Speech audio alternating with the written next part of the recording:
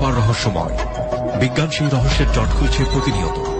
আজ যা অনাবিষ্কৃত তা অবিশ্বাস্যও বটে।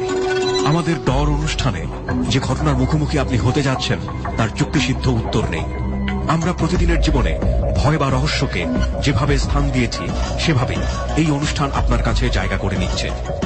এই অনুষ্ঠানের কোনো ঘটনাই সার্বজনীন নয়। ডর মানে ভয়।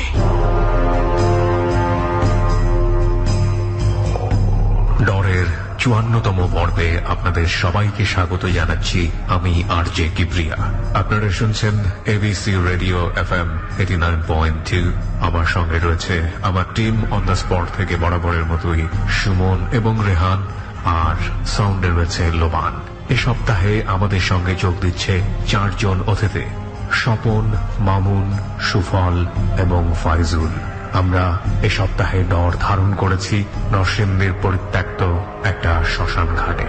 ডরের ৫৪তম পর্ব শুরু হচ্ছে এবং শুরুতেই আমরা সুমন এবং রেহানের অন দ্য স্পটে যাওয়ার কিছু সাউন্ড আপনাদেরকে শোনাবো।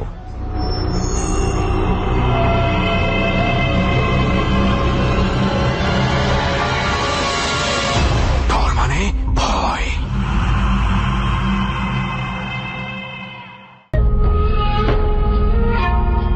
ঢাকা থেকে আমরা প্রথমে পৌঁছাই শিবপুরে। সেখানে আগে থেকেই অপেক্ষা করছিল স্বপন এবং মামুন।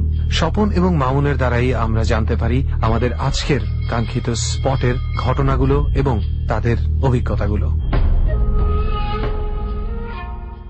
কিরে স্বপন, বেশি দেরি করে ফেললাম? না, ঠিক তেমন বেশি লেট হয়নি আসতে। খুব একটা জ্যামে ট্যামে পড়ি নেই, বেঁচে গেছি না দোস্ত? অনেকটাই বেঁচে গেছে। আমাদের নরসিংদী এলাকাটা তো দেখা গেছে ঢাকা থেকে আসতে প্রবলেম হয় না আর কি। ঢাকা নরসিংদী তোদের একই বলা এলাকা যায়।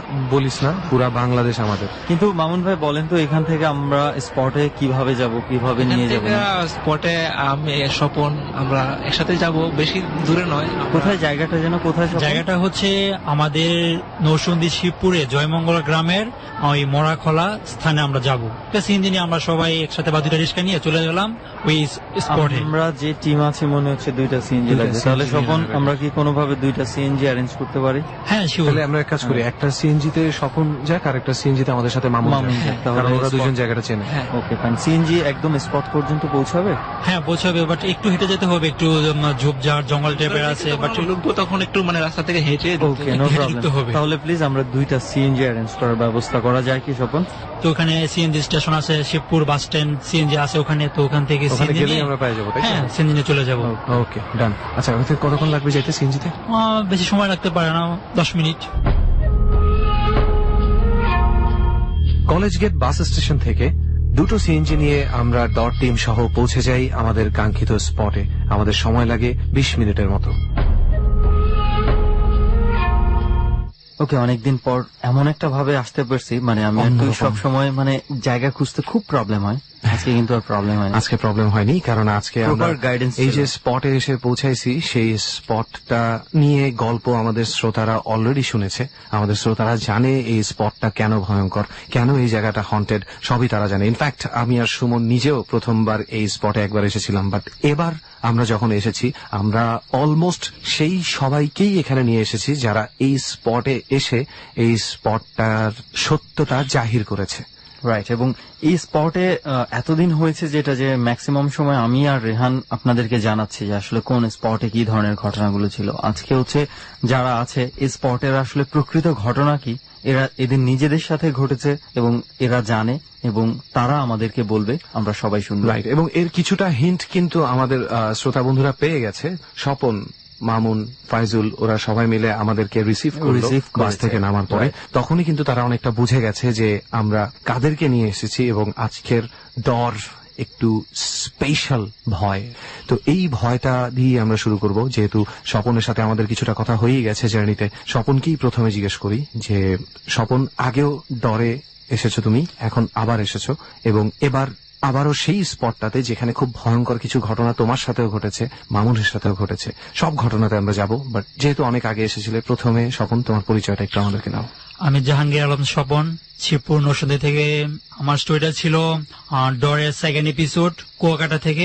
ওইখানে থেকে আমি যে স্টোরিটা বলেছিলাম, স্টোরিটা ছিল এই যে আমরা এখানে যে বসে আছি যে প্লেসটাতে, যে গাছটা, এইখানেই ঘটনাগুলো ঘটছিল। প্লাস ওই যে দেখা যাচ্ছে সারা বাড়িটা, ওই যে বাড়িটা কিছু অংশ দেখা যাচ্ছে, ওইখানে ঘটনাগুলো ঘটেছিল। রাইট, কুয়াকাটায় বসে আমরা স্বপনের কাছ থেকে এই জায়গাটার সম্পর্কে অনেক কিছু আমরা শুনেছি। আমরা তখনও কথা দিয়েছিলাম, আমি আর রেহান এই জায়গাটাতে অবশ্যই একসময় যাব, এবং কথা আমরা রেখেছি, এবং সেই রাখার জন্য এই পুরো গ্রুপটা আমাদেরকে হেল্প করেছে, যারা এই গ্রুপটা রয়েছে আমাদের তাহলে সাথে। এই গ্রুপে এখন পর্যন্ত আমরা শুধু স্বপনের সাথে পরিচয় হলো, এবার মামুনের সাথে একটু পরিচয় হই। হাই, আমি আব্দুল্লাহ আল মামুন, নরসিংদী শিবপুরে আমাদের বাড়ি। আমি স্বপন, আমরা একই এলাকার। আচ্ছা। তো আমি ঢাকায় থাকি এখন, তো অবশ্যই এখন এখানে আসি, সুমন ভাই, রেহান ভাই, আমরা এখানে আসছি।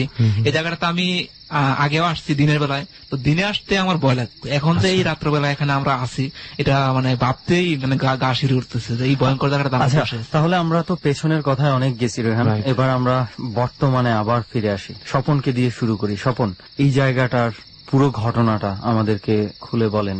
কোথায় এই যে আমাদেরকে স্পটগুলো দেখালেন, এই গাছটা এবং এই জায়গাগুলোর কি রহস্যটা রয়েছে? ফার্স্টে আমি লোকেশনটা আপনাদের বলি, যে লোকেশনটা হচ্ছে এটা একটা শ্মশান ঘাট।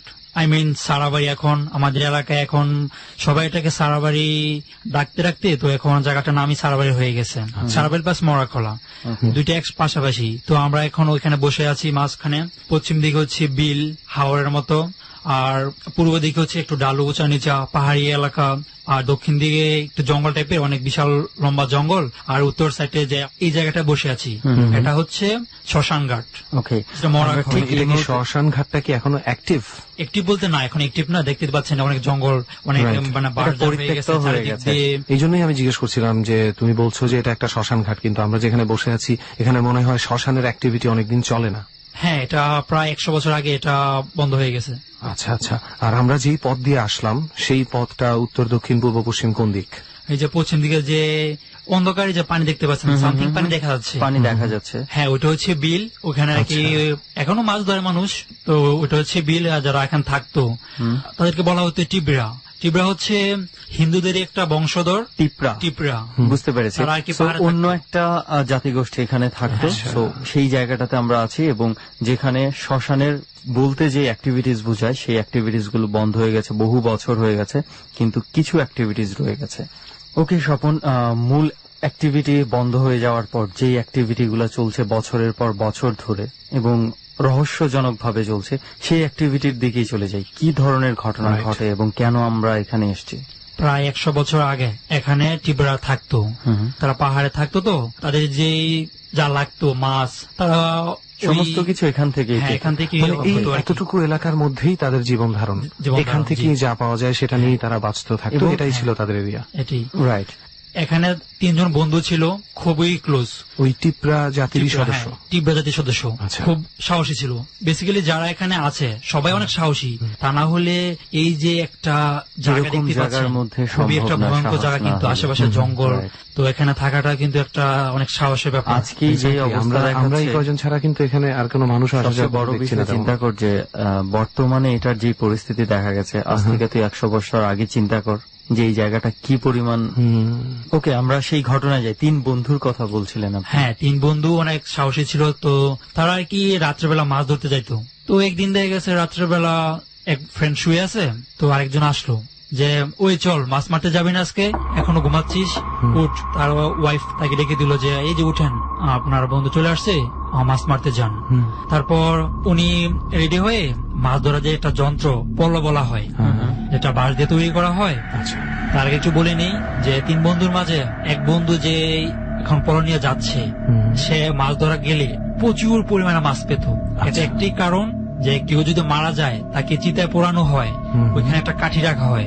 রাতের বেলা যদি কেউ ওই কাঠিটা এনে যে কোনো মাছ ধরার যন্ত্রের মাঝে বেঁধে ফেলা হয়, প্রচুর পরিমাণে মাছ পাওয়া যায়। আচ্ছা। তো এই জন্য সে অনেক মাছ পেত, আর 2 বন্ধু মাছই পেত না প্রায়। তো সে মাছ ধরতে বের হয়ে গেল।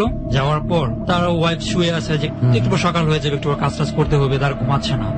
তো প্রায় 2 ঘন্টার মতো চলে গেল, এখনো সকাল হচ্ছে না। তো মহিলা তো ভয় পেয়ে গেছে যে কি হলো, এখনো সকাল হচ্ছে না, উনি মাছ মারা চলে গেছে সে কখন, তখন তো ঘড়িও ছিল না। চিন্তা করছে ও কোথায় গেল। তো একটু পর যে বন্ধুর সাথে সে একটু আগে বের হয়ে গেল মাছ ধরতে, ওই বন্ধুটা আসলো যে কি রে, মাছ মারতে যাবি না, ও কোথায় আবার। এটা দেখে তাদের ফ্যামিলি মেম্বার যারা ছিল সবাই অবাক হয়ে গেল। কিছুক্ষণ আগেই তো আসলো, কিছুক্ষণ আগে আপনার সাথে না ও বের হয়ে গেল, প্রায় অনেকক্ষণ তো হয়েছে, তো আপনি এখন কোথা থেকে আসছেন, ও কোথায়? আচ্ছা, ওর ফ্রেন্ড বলতেছে যে কি বলতেছেন, আমি তো মাত্র ঘুম থেকে উঠে আসলাম, আর এত 2-3 ঘন্টা আগে তো প্রায় অনেক রাত ছিল, তো এত আগে তো আমি আসিনি, আমি তো মাত্র আসলাম। সবাই চিন্তায় আছে যে ও কোথায় গেল, একটু খোঁজ নিয়ে দেখি। তখন মশাল বানিয়ে 3-4 জন ওই মাছ ধরার যেদিকে গেছে, মানে বড় বড় যেদিকে যায় আর কি, পশ্চিম দিকে যে বললাম যে বিলটা, ওখানে নামলো। সেই বিলটাই যে এখান থেকে আমরা যেটা দেখতে পাচ্ছি, এই যে এই বিলটা। তো আগুন নিয়ে ওই লোকটাকে বিশ্রাইতেছে যে কোথায় গেল, বা একা মাছ মারতেছে, কোথায় মারতেছে। তো চারদিক দিয়ে বিশ্রাই তাকে পাইতেছে না। এই যে আমরা যে জায়গায় বসে আছি, এই যে শ্মশান ঘাটটা, উত্তর পাশে যে জায়গাটা, এখানে একটা আর কি পুকুরের মতো সামথিং আর কি যেটা আছে, দেখা পানির এক সমান হয়ে দেখা যায় না, তো ওই জায়গায় নাকি বেশি মাছ পাওয়া যায়। তো এখন কি ওখানে পানি আছে নাকি? সামথিং আছে। আচ্ছা, তারা যেটা দেখলো তখন ছিল আর দেখেছে পানিটা হাঁটু পর্যন্ত। তো দূর থেকে দেখতে পাচ্ছে যে 2টা পাও দেখা যাচ্ছে। কোথায় দেখা যাচ্ছে? বা পানিতে একটু দূরে আর কি। তার আগুন দিয়ে মানে একটু অল্প একটু দেখতে পাচ্ছে, পানির নিচে থেকে পা 2টা উপরে দেখা যাচ্ছে। হ্যাঁ, আচ্ছা। তাড়াতাড়ি করে লাফিয়ে কাছে গেল, দেখলো যে 2টা পা উপরে আর কিছু নেই, জাস্ট বুক থেকে পাটা উপরে। তো ওরা বুঝতে পারছে যেটা ওদের যে বন্ধুটা আসছে মাছ ধরতে, খোঁজে আসছে সেই ব্যক্তিটা। মানে তাকে কি গেঁথে দেওয়া ছিল অনেকটা পর্যন্ত, পানি নিচে গেঁথে দেওয়া হয়েছিল কাদার মাঝে। আচ্ছা, পুরো একদম কাঠের মতো হয়ে গেছে। 3 বন্ধু, ওই 2 বন্ধুর সাথে আরো যারা ছিল একদম ভয় পেয়ে গেছে, যেটি কি, তার মুখে কাদা লেগে আছে, চোখ মুখ চুল সব এক হয়ে গেছে, যেহেতু এটা মাটিতে এটা আর কি পুরোটা ঢুকে গিয়েছিল। তো তারা এটা মুখটা একটু পরিষ্কার করলো পানি দিয়ে, তো এটা কাঠের মতো হয়ে গেছে। সোজা করলে দেখেছে একদিকে সোজা হয়ে গেছে, সোজা হয়ে শক্ত হয়ে গেছে। তখন যে পানি, তখন তারা দেখলো যে শ্বাস চলাচল হচ্ছে না, তখন বুঝাও যাচ্ছে না যে সে কি মারা গেছে কিনা। তখন তাকে তুলে মানে আমি একটু পরিষ্কার করে উপরে নিয়ে আসে, তখন প্রায় সকাল হয়ে গেছে। আচ্ছা, সবাই আসতেছে যেটি কি হলো, তাদের মাঝে কবিরাজ ছিল, তো কিছু মেডিসিন ট্রিটমেন্ট দিল, গাছের লতা পাতে এই আর কি। তো দেখলো যে লোকটা মারা গেছে। তারপর সবাই ভয় পেয়ে গেছে যে সে মাছ ধরতে কার সাথে গেল আর সে কিভাবে মারা গেল। আর আগে আমি একটু বলছিলাম যে সে মাছ পেত অনেক বেশি, তার কারণ ছিল তার পলতে শ্মশান ঘাটের যে কাঠিটা এটা লাগানো ছিল, যেটা তার দাদা তাকে দিয়ে গেছে, যেটা তুই মাছ ধরতে যাবি অনেক মাছ পাবি। যে 2 বন্ধু মাছ পেত না, তাদের একটা আকর্ষণ ছিল এরিয়াতে যদি কেউ মারা যায় তো চিতাতে যে কাঠিটা দেওয়া হবে, এই কাঠিটা আমরা 2 জন মিলে আনবো, দেন আমরা অনেক মাছ ধরবো। তো তাদের 2 বন্ধু একটু মন খারাপ, ওই লাশটাকে চিতায় নেওয়া হলো। তখন প্রায় রাত 10:30টার মতো বেজে গেছে, তারা এগুলো পরিচর্যা করতে রেডি করতে। তখন ওকে চিতায় নেওয়া হয়, ওই তাকে আগুনও দেওয়া হয়। তখন দেখা গেছে হঠাৎ করে বৃষ্টি নেমে চলে আসলো, চিতা আগাটা পুড়তেছে, লাশটা পুড়তেছে, 50% পুড়ে গেছে। তখন প্রচন্ড বৃষ্টি শুরু হয়েছে, তখন আগুনও অনেক আগুন। তোর ভাবছে যে তো পুড়েই গেছে আর অল্প একটু আছে, তো বৃষ্টি নিবার আগে এটা পুড়ে ছাই হয়ে যাবে। আচ্ছা, সবাই চলে গেল যার বাসায়। পুরো মহল্লাটা একদম থ হয়ে আছে রাতে, সবাই ভয় পাচ্ছে। তারপর ওই যে 2 বন্ধুটা, তাদের টার্গেট ছিল যে আমাদের বন্ধু তো মারা গেছে, এখন সেই শ্মশান ঘাট থেকে সেই লাঠিটা আনতে হবে। ওই লাঠিটা যদি আমরা আনতে পারি তাহলে আমরা প্রচুর পরিমাণে মাছ পাবো। লেগেছে ওই আশায় সে জানে যে কাঠিটা আনতে গেলে অনেক অদ্ভুত ঘটনা তাকে ফেস করতে হবে। তবুও সে সাহস করে 2 বন্ধু গেল। তারপর একজন ঠিক করলো যে আমি যাব, তুই দূরে দাঁড়াই থাকবি। 12টা বাজলো আর কি, মানে 12টা বলতে কি প্রায় 3-4 ঘন্টা পর সবাই যখন ঘুমিয়ে পড়লো, এই যে গাছটা, এই যে একটার পাশে যে খোলা জায়গাটা, সেখানে ছিল শ্মশান, এখানেই লাশটা পোড়ানো হচ্ছে, এখানে লাশটা পোড়ানো হয়েছিল যে জায়গাটা। তো 2 বন্ধু অবশেষে শ্মশান ঘাটে এসে পৌঁছালো। তারপর এক বন্ধু দাঁড়িয়ে আছে আর এক বন্ধু সামনে গেল কাঠিটা আনতে। তো পিছনে বন্ধুকে ভয় পাচ্ছি একটু, তবে তাকে বললো যে দেখ যে করে হোক পিছনে তাকাবি না, আমি তো তাকাবোই না। তারপর সে দাঁড়িয়ে রইলো, যে বন্ধু যাচ্ছে কাঠিটা আনার উদ্দেশ্যে। তো সে অনেক রকম উদ্ভট ঘটনাগুলো ফেস করতে লাগলো। যাই হোক, তারপর সে যাচ্ছে, বিভিন্ন রকম শব্দ এটা ওটা দেখ, অনেক বিকট সাউন্ড, কুকুরের ডাক, শিয়ালের ডাক, সামনে কুকুর দেখতে পাচ্ছে, একটু উদা হয়ে যাচ্ছে। তো হঠাৎ করে পিছন থেকে যে পিছনে যে বন্ধুরা দাঁড়িয়ে আছে তার আম্মু তাকে ডাকতেছে, যে এমন জোরে চিল্লাইতেছে। তার আম্মুটাকে ডাকতেছে মানে বুঝলাম না। তার আম্মুটা হচ্ছে যে মানে শুনতে পেতেছে যে পেছনে যে বন্ধু দাঁড়ায় ছিল হঠাৎ করে পেছনের বন্ধু শুনতে পাচ্ছে যে তার আম্মা তাকে ডাকতেছে। ডাকতেছে, ওকে, মানে বিকট শব্দে ডাকতেছে যে ওই শোন শোন। তখন সে পিছনে না তাকিয়ে আর পারলো না। স্বাভাবিক, কেউ মা যদি ডাকে তাহলে অবশ্যই পেছনে ফিরে তাকাবে। সে পিছনে ফিরে তাকানোর সাথে সাথে একটা বিকট শব্দ হলো, তার ঘাটটা ভেঙে পিঠের সাথে মিশে গেল আর সে মাটিতে পড়ে গেল। তো ওই বন্ধুটাও সে আর না তাকিয়ে পারলো না, সে ওই বন্ধুটা তাকাইছে, সে দেখতে পেল যে কাঠ গুলো নাড়াচাড়া করতেছে। লাঠি নিতে গিয়ে সে দেখলো যে ওই মরা পোড়ানোটা যেখানে আছে সেই কাঠগুলো নড়াচড়া করছে। হ্যাঁ, তারপর সে কাঠির দিকে হাত বাড়াইলো, তারপর তার আর কিছু মনে নেই। যখন সকাল হলো পরের দিন, তখন এখানে লোকজন আসছে, দেখতে পাইতেছে যে একটা লোক মাটিতে পড়ে আছে, আর যে লোকটা কাঠিতে হাত দিতে গেছিল ডর মানে ভয়। লাঠি নিতে গিয়ে সে দেখলো যে ওই মরা পোড়ানোটা যেখানে আছে সেই কাঠগুলো নড়াচড়া করছে। হ্যাঁ, যখন সে কাঠির দিকে হাত বাড়াইলো, তারপর তার আর কিছু মনে নেই। যখন সকাল হলো পরের দিন, তখন এখানে লোকজন আসছে, দেখতে পাইতেছে যে একটা লোক মাটিতে পড়ে আছে, আর যে লোকটা কাঠিতে হাত দিতে গেছিল ওই লোকটা একটা গাছের ডালের সাথে ঝুলে আছে। তো তাকে গাছের ডাল থেকে নামানো হলো, সে অজ্ঞান অবস্থা ওখানে ছিল। তারপর তার জ্ঞান ফিরলো, তার কাছ থেকে মানে যা হয়েছে ঘটনাগুলা শুনলো। সবাই তো পুরো অবাক যে কি হচ্ছে এটা। এখানে যারা ছিল মহল্লা সবাই ভয় পেয়ে গেছে যে কালকে মারা গেলে একজন, আজকে একজন। কিছুদিন পর এই এরিয়াটার মাঝে, এই মহল্লাটাতে আর কি, যে আমরা এখন বসে আছি, যে টানে যে ঢালু এলাকাগুলো, এখানে বাড়িঘর ছিল।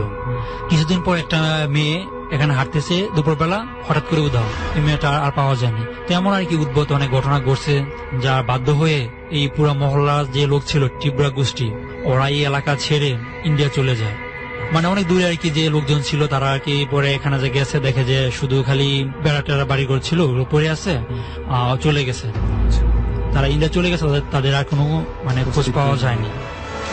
তো ওইখান থেকে এই জায়গাটার নাম শ্মশানঘাট মরাখলা প্লাস ওই যে ছাড়াবাড়ি। এই কারণেই ছাড়াবাড়ি, এই কারণগুলোতে তারা ছেড়ে চলে যায় বলি। হ্যাঁ, দেন এই পাশে আরেকটা বাড়ি আমার আর কি পরিচিত আর কি, একটা কাজিনের, ওরা আসছিল, আঙ্কেলরা এখানে বাসা মানে তৈরি করছে থাকার জন্য। তো এখানে অনেক উদ্ভুত ঘটনা আপনার হয়েছিল, আমি 10 এপিসোডে আপনাদের কাছে শেয়ার করেছিলাম। তারপর এখানে ওরা চলে যায়, তাদের টাকা পয়সা ধন সম্পদ যা ছিল এখানে রেখে চলে যায় সব। আচ্ছা, তো এই হচ্ছে শুনলাম আমরা যে কেন এই জায়গাটার নাম ছাড়াবাড়ি, এরকম বিপজ্জনক ঘটনাগুলো ঘটেছে বলেই ব্যাপারটা এভাবে এবং এসেছে। ওই যে তারাই শেষ বসতি ছিল, এরপরে আর এখানে কেউ আর বসতি গড়ে নাই। না, তারপর এখানে কেউ আসে না। এই যে এখন চারপাশ দিকে জঙ্গল। আপনি অলরেডি বলেছেন সেটা, কিন্তু রেহান একটা জিনিস চিন্তা করে দেখ, যে আমরা যেই জায়গাটায় বসে আছি এটার মধ্যে ঠিক কিছু দূর সামনেই একটা মানুষ কিভাবে মারা গেছে সেটাই ভাবছিলাম। এবং এভাবে এই যে মানে এই ব্যাকবোনের হাড়টি অনেক শক্ত, তাই না? সেইটাকে ঘুরিয়ে ভেঙে ফেলা, এই রকম শক্তি কয়টা মানুষের আছে? যাই হোক, অনেকক্ষণ ধরে আমরা স্বপনের সাথে কথা বলছি, যদিও আমাদের এখানে আরো অতিথি আছে, স্বপনেরই বন্ধুরা আছে। তো ছাড়াবাড়িতে বসেই ছাড়াবাড়ি কেন ছেড়ে দিয়েছে বাড়িগুলো মানুষ, সেটা আমরা তখন শুনলাম। আর এই ছাড়াবাড়িতে আমাদের সাথে অনেকজন অতিথি আছে, আর তার মধ্যে মামুনও একজন। অফকোর্স স্বপন, মামুন, ফাইজুল সবাই বন্ধু। আরো একজন আমাদের সাথে আছে, তার কথা ইচ্ছাকৃতভাবে বলছি না, আরো পরে বলবো। এবং আরো যারা আছে ধীরে ধীরে আপনারা তাদের পরিচয় পাবেন এবং তাদের ঘটনাও শুনতে পাবেন। তবে আপাতত আমরা মামুন ভাইয়ের কিছু ঘটনা শুনে নেই, কি বলি? সেটাই। হ্যাঁ, তো স্বপন যেই কথা বললো, ভয়ঙ্কর কিছু কথা স্বপন আমাদের সাথে শেয়ার করছে। তো এখন আমি যেটা বলবো সেটা আমার সাথে ঘটেছে। আচ্ছা, তো এটা আসলে খুব মানে ভয়ঙ্কর কিছু। বাড়িতে ব্যাক করি, তখন বেশিরভাগ চেষ্টা করি যাতে রাত্র না হয়। আচ্ছা, তো একদিন হলো কি, মানে আমার জরুরি ব্যাক করতে হবে, বাড়িতে আসতেই হবে আর কি। তো মানে নিরুপায় হয়ে আমি ঢাকা থেকে রওনা দিলাম। তো ঢাকা থেকে রওনা দিয়েছেন সন্ধ্যার পরে। আচ্ছা, তো ঢাকা সিলেট মহাসড়কে জার্নি করি। তো ওখানে আমি আমাদের যে বাস থেকে নেমে যে স্টেশনটাতে নামি, ওটা হচ্ছে কামারটেক। আচ্ছা, অনেকেই চিনবে কামারটেক, মরজাল, চৈতন্য, মানে পাশাপাশি আর কি। তো ওখানে নামি আর কি। সবসময় আমি চেষ্টা করতাম যে যেন রাত্র কম হয়, কিন্তু ওই দিন অনেক রাত্র হয়ে গেছে। কামারটেক আমি নামলাম প্রায় 12টা বেজে গেছে রাত্র। আচ্ছা, তো 12টা বেজে গেছে, এখন আমার জরুরি বাড়িতে যেতেই হবে, না যেতে উপায় নেই, আশেপাশে কোনো রিলেটিভ নাই। এখন আমি কি করব বুঝতেছিলাম না। নামলাম, নামার পরে দেখলাম যে আশেপাশে কিছুই নেই, মানে একেবারেই সাইলেন্ট। আর শহরে থাকার অভ্যাস তো, মানে গ্রামের সাইলেন্ট পরিষ্কার পরিবেশটা আমার কাছে আরো বেশি সাইলেন্ট লাগছে। মানে নীরবতার চেয়ে একটু বেশি নীরব, হ্যাঁ। অন্ধকারের চেয়ে একটু বেশি অন্ধকার। হ্যাঁ, তখন আমি চিন্তা করলাম যে এখন একটা রিক্সা, সিএনজি, কোনো কিছুই নেই, কোনো মানুষই নেই, শুধু স্টেশন, দোকানপাট গুলো সব বন্ধ। এখন আমাকে তো বাড়ি যেতে হবে। এখান থেকে আমি সবসময় সিএনজি করে বাড়ি যেতাম। তো সিএনজি করে যাওয়ার তো একদম 20 থেকে 25 মিনিট লাগে, কিন্তু এখন তো কিছুই নাই। এখন আমাকে বাড়িতে যেতে সিএনজিতেই 20-25 মিনিট? হ্যাঁ। দ্যাট মিন্স ওটা তো অনেক দূর। 4-5 কিলোমিটার। ওকে। ওরে বাবা, আচ্ছা। তো এখন মানে কোনো উপায় পাচ্ছি না, এখন কিভাবে যাবো আমি বুঝতেছি না নাকি। এখন কি করা যায়, রাত্র অনেক অন্ধকার, মানে কিছুটা ভয় লাগতেছিল, স্বাভাবিক, মানে একা ভয় তো অবশ্যই। লাগবেই। তো চিন্তা করলাম এখন ভয় পেলে তো চলবে না, আমাকে তো বাড়িতে যেতেই হবে। আশেপাশে যে রিলেটিভ থাকলে হয়তো বা চলে যেতাম ওখানে, কিন্তু এরকম কিছুই নেই, এখন যেতেই হবে, হেঁটে গেলেও যেতে হবে, কিছু করার নেই। আচ্ছা। তো যাই হোক, রওনা দিলাম, হাঁটা শুরু করলাম। তো মানে মেন রোড থেকে আমাদের যে সিএনজি রাস্তাটা, এটা মানে কিছুটা লোকাল। আচ্ছা। তো ওটাতে গেলাম, হাঁটতেছি 12টার পরে, একা একা হাঁটতেছি। তখন মানে নিজেকে নিজে মানে সাহস দিচ্ছিলাম যে এখন ভয় পেলে চলবে না, আমাকে নিয়েও বাড়ি যেতে হবে। তো যাচ্ছি, মানে কিছুক্ষণ যাওয়ার পরে আমি দেখতেছি কি যে একটা কুকুর আমার সামনে দিয়ে যাচ্ছে। আচ্ছা।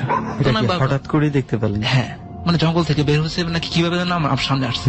আচ্ছা। তখন আমি ভাবলাম যে একটা কুকুর তো আসতেই পারে, মানে গ্রামের মধ্যে এটা খুব স্বাভাবিক। তখন ভাবলাম যে এটা তেমন কিছু না, আমার কাছে আমি করে কুকুরের কাছে কুকুর। তো একটু পরে দেখলাম কুকুরটা চলে গেছে জঙ্গলের ভিতরে। আচ্ছা। আমি বললাম যে কোথা থেকে আসছে, কুকুর শিয়াল যেটাই হোক, মানে পাতা দিলাম না। কিছুক্ষণ পরে আবার দেখি ওইটাই। আরো কিছুক্ষণ হাঁটার পরে? হ্যাঁ, প্রথমে আমি মানে আমার থেকে বেশ কিছু দূরে ছিল, তো আবার যখন দেখলাম আমার থেকে অল্প একটু সামনে, আচ্ছা। আমি তো ভাবতেছি এটা কি, একটু আগে দেখলাম, এখন আবার সেম কুকুরটাই? হ্যাঁ, সেম কুকুরটাই। তো প্রথমে দূরে ছিল, আমি খেয়াল করিনি। আচ্ছা। পরে যখন কাছাকাছি আসলো তখন আমি দেখলাম কি যে কুকুরটা ধবধবে সাদা। আচ্ছা। তখন আমি মানে ভয় পেয়ে গেছি যে কুকুর সাধারণত এত সাদা হয় না। আচ্ছা। আমরা ন্যাচারাল যেরকম কুকুর দেখি এত সাদা হয় না, মানে সাদা আমাদের দেশি নেড়ি হ্যাঁ। কুকুর আমরা যেগুলোকে বলি, ওগুলো সাধারণত সাদা হয় না। সাদা হয় না, হইলে এত সাদা মানে এত একবারে- সাদা হয় না, বুঝতে এটা পেরেছি। দেখার পর আমি তো মানে একটু নার্ভাস হয়ে গেলাম যে এটা তো অন্য কিছু। আচ্ছা।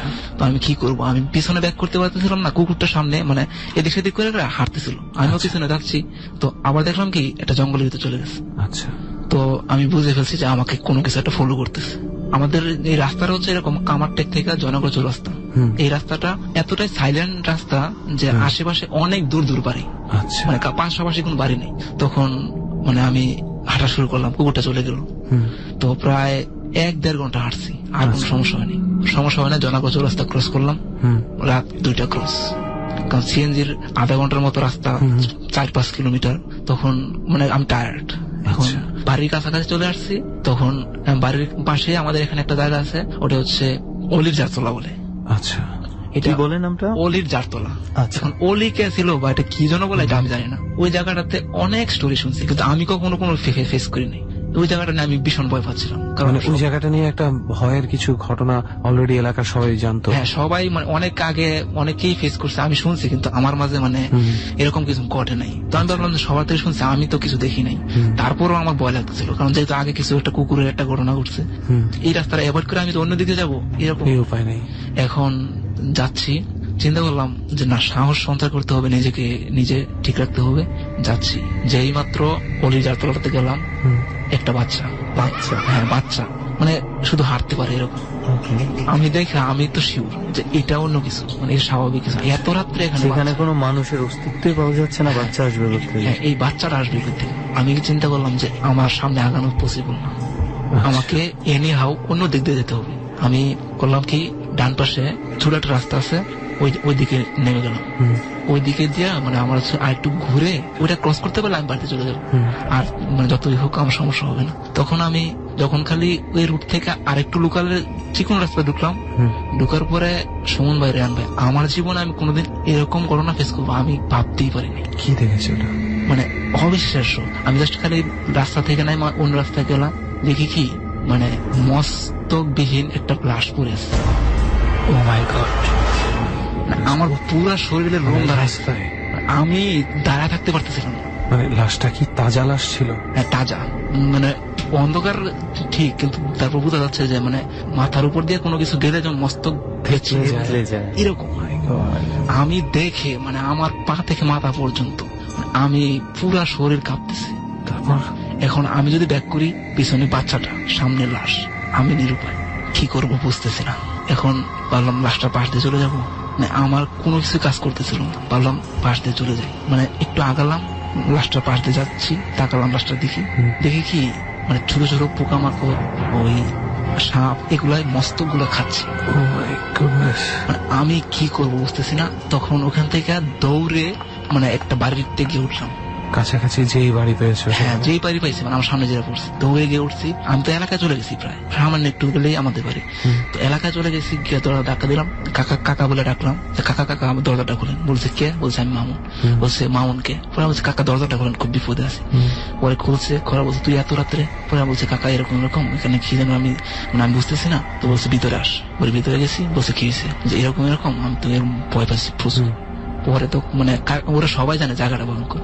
আচ্ছা, তখন বললো যে তুই চিন্তা করিস না, তুই একটু বস, শেষ না, এটা কিছু না, সব ঠিক হয়ে যাবে। আমাকে বলছে কাকা আমাকে বাড়িতে দিয়ে আসেন, আমি বাড়িতে যেতে হবে। পরে কাকা বাইক নিয়ে বের হলো, অন্য একটা রাস্তা দিয়ে আমাকে বাড়িতে নিয়ে দিয়ে আসলো। আর কি আপনারা একটু চেষ্টা করেন ওনাকে নিয়ে যে দেখার জন্য, যে ওই বিষয়টা আসলে যেটা দেখেছেন, মানে ওই জায়গাটা যে ভয়ঙ্কর, এবং কাকা তো মানে আমাদের থেকে সিনিয়র, উনি তো জানে যে এখানে কি ঘটে। তো প্রয়োজন মনে করে নাই যে বিষয়টা উনি বুঝতে পেরেছেন, বিষয়টা মানে বুঝতে পারছে যে এখানে কি করছে। এখানে আজকে মানে মামুনের এই স্টোরিটা থেকে অন্যরকম একটা পয়েন্ট অফ ভিউ মাথায় আসলো। সেটা হচ্ছে যে যেই বাচ্চাটাকে মামুন তুমি দেখেছিলে, এমন কি হতে পারে না যে ওই গাছটার নিচে দিয়ে যদি তুমি যেতে, তাহলে তোমার কোনো বিপদ হতো না? তোমাকে বিপদে ফালানোর জন্যই ওই বাচ্চাটাকে দিয়ে ভয় দেখিয়ে তোমাকে অন্য পথে ধাবিত করা হয়েছে। এটা হতে পারে যে বাচ্চারা সামনে থাকলে আমি আগাবো না, মানে বিকল্প রাস্তায় যাবো। আমার কিন্তু তাই মনে হচ্ছে, এটাই মনে হচ্ছে। বাচ্চার চেয়ে কিন্তু একটা মস্তকহীন লাশ অনেক বেশি ভয়ঙ্কর।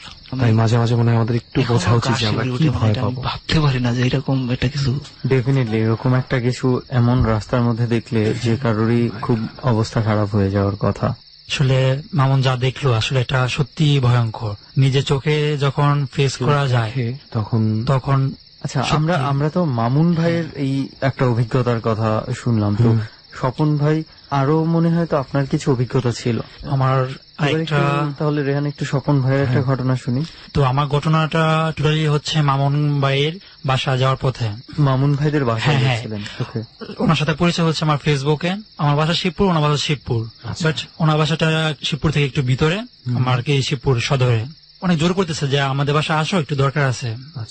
বলতেছে পরে আসলে চলবে। উনি বলতেছে না, আমি আবার ঢাকা চলে যাবো, তুমি আসো, আজকে আসো, একটু কথা আছে জরুরি। শিবপুর আমাদের একটা মিলায়তনে একটা কনসার্ট ছিল, তো ভাবছি এটা শেষ করে তো শিবপুর থেকে তো সিএনজি পাওয়া হয়ে যায়, এক সিএনজি করে ওনার বাসা চলে যাবো। জনগণ চৌরাস্তায় আমার জন্য ওয়েট করে বলছে, আমি ওখান থেকে আমাকে নিয়ে যাবে।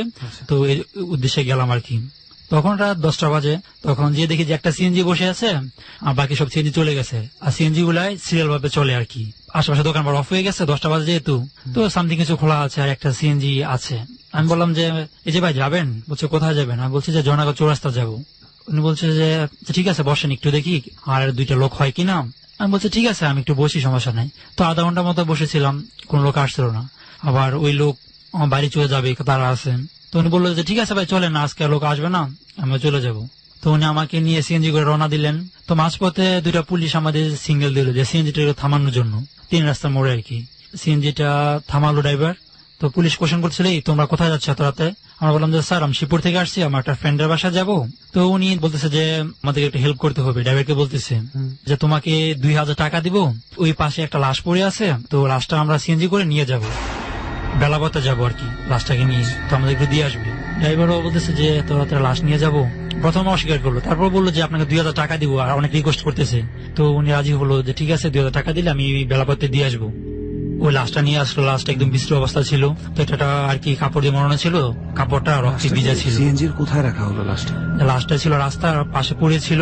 তো আমরা বললাম যে কিসের লাশ এটা? পুলিশ বলতেছে যে আমরা এখানে দিয়ে যাচ্ছি, তো দেখি যে লাশটা পড়ে আছে, তো লাশটা থানা নিয়ে যাব। তারপর লাশটা সিএনজিতে পিছনে উঠানো হয়। আমাকে বললো যে তুমি সামনে চলে যাও ড্রাইভারের সাথে, আর আমরা পিছনে 2টা পুলিশ আর লাশ, 2টা পুলিশ বসলো আর লাশটাকে কোলে নিয়ে। তো আমার একটু ভয় করতেছে যে পিছনে লাশ আর আমি সামনে, যে কি হচ্ছে এসব। আর আমার মোবাইলের চার্জে, মামুনকে ফোন দিয়ে বলছি মামুন ভাই আপনি চৌরাস্তা যে একটা স্কুল আছে ওইটার সামনে আপনি দাঁড়ান, আমি ওখানে এখন সিএনজিতে আসি, আমার মোবাইলের চার্জ নেই, মোবাইলটা অফ হয়ে যাবে। তো উনি ওখানে দাঁড়িয়ে আছে আমার জন্য। তো সিএনজিতে কিছু দূর যাচ্ছি, কিছু দূর যাওয়ার পর লুকিং গ্লাসে আমার চোখ পড়লো। যেটা দেখলাম যে দুইটা পুলিশ যে লাশটা কোলে করে নিয়েছিল, ওই পুলিশ ছিঁড়ে ছিঁড়ে লাশটা খাচ্ছে। একটা পুলিশ আর একটা পুলিশ তারা মানে হাতটা চাবিয়ে খাচ্ছে লাশের। আমি দেখে বললাম ড্রাইভারকে, এই যে ভাই দেখেন লুকিং গ্লাসটা তাকান একটু। ড্রাইভার পুরো থ হয়ে গেল, যেটা কি হচ্ছে আমার বলছে, এটা শুনতে পাচ্ছে না পেছনে। ফিস ফিস করে বললাম, অত পিছনে না, ওরা আছে ওদের ইয়ের মতো করে, আর কর্ম শব্দ হচ্ছে। জাস্ট কর্ম শব্দ শুনে আমি তাকালাম লুকিং গ্লাসের দিকে, যে পিছনে কি দেখি একটু। তারপর এটা দেখলাম ড্রাইভার আর আমি পুরো চমকে গেলাম, একটু অনেকটা ভয় পেয়ে গেলাম। সিএনজি চলতে আছে, ড্রাইভারটা ছিল অনেক সাহসী, আমাকে বললো দেখেন ভাই ভয় পেন না, এটা এক ধরনের আছে মাংস খেকু, যেটা মানুষের লাশ খেয়ে ফেলে, তো ভয় পাবেন না, হয়তো একটা মিস্টেক আমাদের সাথে হচ্ছে। তো আমি একটা নিয়ে চলে যাবো সিএনজি, যে সামনে একটা বাজার আছে জালারা বাজার, মানে যাওয়ার পথে কি একটা রাস্তাটা বিবরণটা হচ্ছে এমন, চারিদিক দিয়ে পানি, মাঝখানে একটা রাস্তা গেছে শিবপুর টু জয়নগর, এটা অনেকেই চিনে, চারিদিক দিয়ে পানি, মানে হাওড়ের মতো আর কি। আমরা দেখি পিছনে এই অবস্থা ঘটনাগুলো ঘটতেছে, দুজনই পুরো চমকে গেছি, এতটা ভয় পাইতেছিলাম যে লাশ কাছে আমাদের পিছনে বসে পুলিশ দুটা, তাদের মুখটা রক্তে লাল হয়ে আছে, ছিঁড়ে ছিঁড়ে খাচ্ছে লাশটা। এগুলো সবই দুজনই দেখতে পাচ্ছ? আমরা কেউ ভয় পিছনে তাকাচ্ছি না, জাস্ট লুকিং গ্লাস দিয়ে দেখতেছি। ডর মানে ভয়। সপ্তাহে আমাদের সঙ্গে যোগ দিচ্ছে 4 জন অতিথি, স্বপন, মামুন, সুফল এবং ফাইজুল। আমরা এ সপ্তাহে ডর ধারণ করেছি নরসিংদীর পরিত্যক্ত একটা শ্মশান ঘাটে। ভয় পাওয়ার জন্য, ভয়ের অনুভূতি মনের মধ্যে আনার জন্য একটা ভৌতিক পরিবেশ অনেক বেশি জরুরি। আমরা সেই পরিবেশটাকে অনেক বেশি গুরুত্ব দেই। যে ঘটনা আপনার সামনে ঘটছে, দিনের আলোতে তার চাইতেও অলৌকিক ঘটনা আপনার সামনে হয়তো বা ঘটে যায়, কিন্তু আপনার মনের মধ্যে সেটা কোনো দোতনা সৃষ্টি করে না, কারণ তখন ভয় না পাওয়ার মতো পরিবেশ থাকে। এবং ওর চাইতেও হালকা ঘটনা নিশ্চুপ, নিবিড়, ঠান্ডা একটা পরিবেশে আপনাকে থ বানিয়ে দিতে পারে।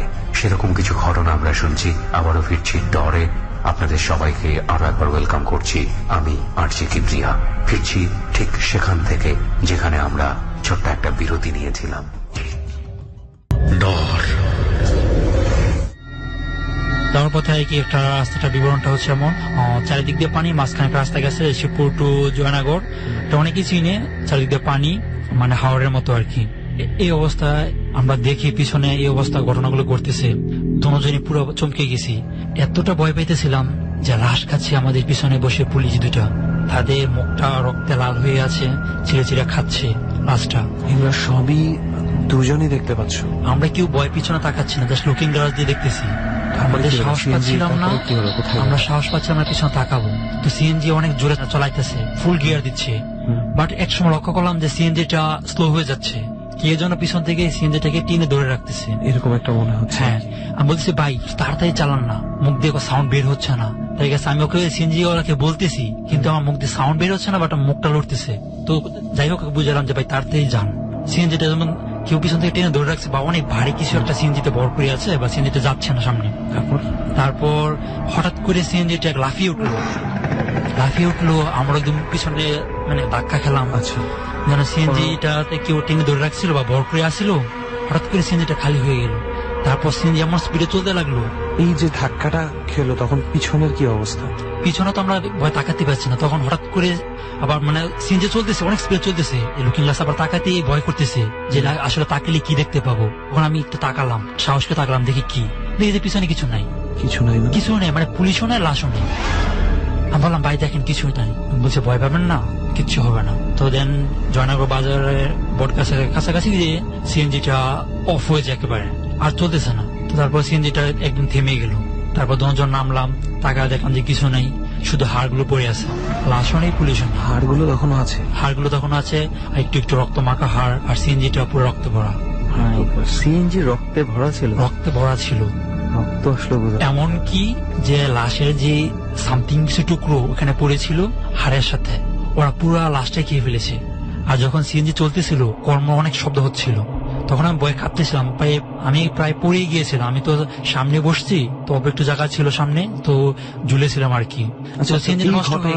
ঘটার পরে তারপরে তো আপনার দেখা হয় মামুনের সাথে? না, তারপর আমরা সিএনজিটা এখানে রেখে জনগণ চলে গেলাম। তো ওখানে নাইট গার্ড আছে, ওনাদেরকে বললাম যে ভাই এমন হয়েছে, তো জনাগড়ের পাশে ছিল আর কি ড্রাইভারের বাসা। তো ওনার এখানে নাগগেট গুলো পরিচিত ছিল যে ভাই আমার হয়েছে। ওরা বললো যে জাস্ট ভয় পাবেন না, আপনি এখানে থাকেন, সমস্যা নেই। আমি বলতেছি যে আমাকে তো আমার ওইখানে যেতে হবে, আমি কি করে যাবো, এখন গাড়িও না, আর এই অবস্থা তো আমাকে একা যাওয়া সম্ভব না।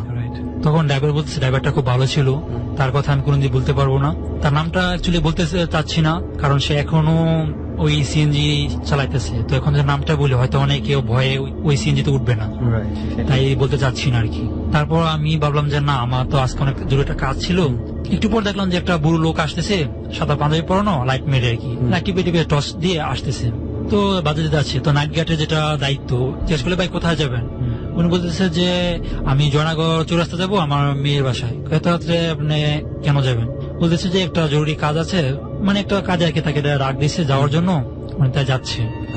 তারা বললো যে নাইট গার্ডটা তাহলে হুজুর একটু দাঁড়ান, আপনি আমাদের একটা লোক আছে ওখানে যাবে, তো কিছু নিয়ে যাবেন কষ্ট করে। ও কোথায় যাবে? আমাকে দেখে বলতেছে তুমি ভয় পাচ্ছ কেন? ভয় পেও না। আর তোমার এমন করতেছে, কাঁপতেছে কেন? আমি ভয়ে কাঁপতেছিলাম। আচ্ছা, এই ঘটনা দেখার পর আমি নিজেকে কন্ট্রোল করতে পারতেছিলাম না যে এটা কি দেখলাম একটু আগে। তারপর হুজুরকে শেয়ার করলাম, হুজুর বলে কিছু হবে না, আমার সাথে চলো, তোমাকে আমি ওখানে যাব, তোমাকে ওইখানে দিয়ে যাব। তো হুজুরের সাথে হাঁটতে হাঁটতে জয়নগর চৌরাস্তা পৌঁছালাম, গিয়ে দেখে ওখানে মামুন দাঁড়িয়ে আছে। আমাকে দেখে মামুন দৌড়িয়ে আসলো যে কি ব্যাপার, এতক্ষণ লাগলো কেন? আমরা 12টা বেজে গেল। মামুনের কাছ থেকে শুনি, মামুন মানে স্বপনকে দেখে কি বোঝা যাচ্ছিল যে স্বপন ভয় পেয়ে আছে বা খুব আতঙ্কের মধ্যে আছে? স্বপন আসবে এটা আমাকে আগেই বলছে, রিসিভ করার জন্য জয়নগর চৌরাস্তা আসলাম, ওখানে ওর জন্য ওয়েট করতেছি। কিন্তু যতক্ষণ সময় লাগার কথা তার থেকে অনেক সময় ওভার হয়ে গেছে, ও আসতেছে। তারপর ও যখন আসলো, তো ওকে আমি অনেকবার ফোন করছি, ওর ফোনটা বন্ধ করছি। তো আমি বললাম ওয়েট করি, ও আসবে। তো আসবে দেখলাম ও আসছে, আর ওর সাথে একটা হুজুর আসছে। তো ওকে দেখলাম, জিজ্ঞেস করলাম এত লেট হলো? ও বলছে যে অনেক ঝামেলা হয়েছে রাস্তার মধ্যে, পরে বলবো না, এখন চল বাসা যাই। ওরা জিজ্ঞেস করলাম ওকে, বলছে ও মানে আমি আসতে পারতেছিলাম না, ওই জালরা বাজার কাছ থেকে হুজুর আমাকে এখানে নিয়ে আসছে। তো বললাম যে আচ্ছা ঠিক আছে। তো স্বপন আর আমি বাড়ি চলে যাচ্ছি, তো হুজুর আবার ব্যাক করে চলে যাচ্ছে। তো হুজুর চলে যাচ্ছে, আমরাও চলে যাচ্ছি। তো আবার পিছন থেকে তাকালাম, তাকায় দেখি আর হুজুর নাই, হঠাৎ করেই নাই। তখন আমি চিন্তা করলাম যে ব্যাপার কি স্বপন? বলছে যে কি হচ্ছে বুঝতেছি না, অনেক ঘটনা আছে, বাসায় গিয়ে বলবো না, এখন চল, এখানে দেরি করা যাবে না, বাসায় চলে যাই। তারপরে আমরা মানে ওকে হুজুরকে আবার যে ডাকার চিন্তাটা, সেটা অ্যাকচুয়ালি কতক্ষণ পরে হয়েছিল? 5-10 মিনিট? না না না, সাথে সাথে হয়ে গেছে। প্রায় 2-3টা কাইক দিয়ে সামনে গেলাম। তারপর আবার ভাবলাম যে হুজুরকে একটা ধন্যবাদ না দিলেই নয়, এখানে আসা একা একা হেঁটে আসা পসিবল ছিল না, আমার যে কন্ডিশনটা ছিল। তখন পিছনে ফিরে তাকালাম, দুজনেই আমার আগে তাকালো মামুন ভাই, দেখলো যে হুজুর নেই। বলতেছে স্বপন এটা কি, হুজুর কই? আমিও তাকালাম, দেখি হুজুর নেই। তারপর আমি একদম থ হয়ে গেছি যে আমি কার সাথে আসলাম। এই হুজুর তো এই এলাকারই, যে এলাকা পর্যন্ত নিয়ে এসেছে তোমাকে, এই এলাকারই, বাট মামুন চিনতে পারতেছিল না। বলতেছে যে হুজুরটা কে, আমি তো চিনতে পারতেছি না। মামুনের তো চেনার কথা। না, আমিও চিনতে পারতেছিলাম। আমি প্রথম দর্শনে চিনতে পারি নাই যে হুজুরটাকে, মানে একজন লোক নিয়ে আসছে। তারপর আপনারা যখন দ্বিতীয়বার ওনার দিকে তাকালেন, মানে ওনাকে আর দেখতে পারলেন? কিছু ফিরে তাকালাম আর কি। তখন আমি জিজ্ঞেস করলাম যে কি হলো? সবচেয়ে মিস্টেরিয়াস ম্যান তো উনি হয়ে গেল। আমি তো অবাক হয়ে গেলাম। তখন আমি জিজ্ঞেস করলাম স্বপনকে যে ব্যাপার কি? বলে স্বপন তো আগে যে কি হয়েছে এগুলো জানি, আমি তো এগুলো জানি। তখন স্বপন আমাকে বললো কি যে আরো ঘটনা আছে, এগুলো এখন বলা দরকার না, চল বাসায় চলে যায় তাড়াতাড়ি। পরে আমি বললাম ঠিক আছে। পরে ওকে নিয়ে আমি আমাদের বাড়িতে চলে গেলাম। তখন তো বাড়িতে যাওয়ার সময় তো আর কোনো মনে হয় কোনো প্রবলেম হয়নি। ওর কাছ থেকে সবকিছু শুনলাম, যেটা আপনারা একটু আগে সবাই শুনলাম। তো এখানে হুজুরের বিষয়টা আমরা যেটা মনে করতে পারি, সিএনজিতে যে ঘটনাগুলো স্বপনের সাথে ঘটছে, ওটা হচ্ছে হয়তো খারাপ কিছুটা ছিল, আর হুজুরটা হয়তো বা দিনদের মাঝেও মানে ভালো কিছু থাকে না, ওইটা হয়তো বা স্বপনকে সেভ করছে, এইরকম সেটা হতে পারে। সেটাই আমি এখনো মনে হলে আমার পুরো শরীর, দেখেন এই অন্ধকার জঙ্গলে বসে আছি, আমার পুরো শরীরটা এখনো দেখেছে শিউরে উঠে কাঁপতেছিল। মানে যেই সিনারি গুলো আছে শুনলাম মামুনের কাছে শুনলাম একটা লাশ, তাও আবার তার মাথা নেই, পড়ে আছে রাস্তায়। স্বপন নিজের চোখে, স্বপন এবং সিএনজি ওয়ালা দুইজন ভয় পেয়ে ভুল করেছে, এটা কিভাবে বলি? সিএনজিতে রক্ত ছিল, সিএনজিতে হাড়গোড় ছিল। তো আসলে কখন যে কি ঘটে আমরা আসলে ক্লিয়ারলি কখনোই বলতে পারি না। রেহান, আমি একটা ছোট্ট ঘটনা বলতে চাই। মানে সিএনজি নিয়ে যখন এত কথা হচ্ছিল, কিছুদিন আগের একটা ঘটনা, এই ঘটনাটা আমার সাথেই ঘটছে। আসলে এটা মানে চিন্তা করলে ঘটনা, আবার চিন্তা না করলে কোনো ঘটনাই না। আমি আমাদের এলাকায় যখন যাচ্ছিলাম, আমি গ্রামে যাচ্ছিলাম, তখন আমার এখান থেকে যাইতে যে মামুন ভাইয়ের মতো আমি খুব লেট করে আর কি, একটু আমি কিছু কাজে খুব বেশি স্লো। তো ওই দিন এত মাত্রায় স্লো ছিলাম যে খুব লেট করে রওনা দিয়েছি। তারপরে যখন একটা জায়গায় সিএনজি নিয়ে যেতে হয়, রাস্তাটা অনেক ভালো বলতে বোঝাচ্ছি যে রাস্তাঘাট পুরো পিচ ঢালা রাস্তা। কিন্তু 10টার পর থেকে ওখানে খুব একটা যানবাহন চলাচল করে না। এটার কারণ হচ্ছে কিছু একটা জায়গা আছে যেখানে মাঝে মাঝে ডাকাতির অনেক একটা কুখ্যাতি আছে, যে ডাকাতি হয়। তো ওইখানে ডাকাতের কুখ্যাতির যে ঘটনাটা আছে, এই জন্যই 10টার পর মূলত ওইখান দিয়ে খুব কেউ বিপদে না পড়লে যাতায়াত করে না। তো আমি যখন গেছি ওই স্ট্যান্ডারে কয়েকটা সিএনজি ছিল হাতে গোনা। তো একটা সিএনজি আমি রিজার্ভ নিয়ে আর কি যেতে চাইছিলাম, যে আমি সরাসরি চলে যাব। তো টাকা ডেফিনেটলি অনেক বেশি দিতে হচ্ছে, কিন্তু তারপরেও তারা রাজি হচ্ছিল না। তো একজন দেখলাম যে মোটামুটি একটু সাহস করছে, তো সেই জন্য আমি রাজি হয়ে গেছি। তো ঘটনা হচ্ছে তার সাথে আমি কথা বলতে বলতে আসতেছি এবং এই রাস্তা নিয়ে অনেক কথাবার্তা হচ্ছে এবং সে একটা স্পেসিফিক একটা জায়গার কথা বলছিল, মানে ডাকাতির ঘটনা থেকে আস্তে আস্তে ডাইভার্ট হয়ে একটু ভৌতিক দিকে চলে গেছে। এবং সে যেই লোকেশনটার কথা বলে আমাকে ঘটনাটা বলতেছে, যেটা আমি জানতাম না। আমি ডাকাতির কথা জানতাম, কিন্তু ভৌতিক বিষয়টা আমার জানা ছিল না। পরে ওই জায়গায় যখন সিএনজিটা পৌঁছাইছে, ঠিক তখনই সিএনজিটা খাট করে বন্ধ হয়ে গেছে। ঠিক ওইখানে মানে কোনো কিচ্ছু নাই, আশেপাশে বাড়ি ঘর নাই, অনেক দূরে দূরে, মানে আশেপাশে হচ্ছে ক্ষেত এবং এই ক্ষেতের পরে হচ্ছে বাড়ি ঘর। মানে অনেক জোরে যদি তুই চিল্লাস তাহলে হয়তোবা কেউ শুনতে পাবে কিনা সন্দেহ আছে। তো ওইখানে যখন তো উনি নিচে নামা একটু দেখতেছে যে কই, আমি মোবাইলের টর্চ ওনারে ধরছি যে দেখেন কি হচ্ছে। তো এইদিকে সিএনজির আবার সামনের যে হেডলাইটটা, মানে এটা হচ্ছে একবার আপ ডাউন করতেছে, আসতেছে যাচ্ছে। তো এই ফাঁকে যখন বেশি দূর পর্যন্ত যায় না, সিএনজির আলো এমনি তো খুব বেশি দূর যায় না, ছোট তো আপ ডাউন যখন করতেছে, আমরা দূর থেকে দেখতেছি কি কিছু একটা হাইটে আসতেছে।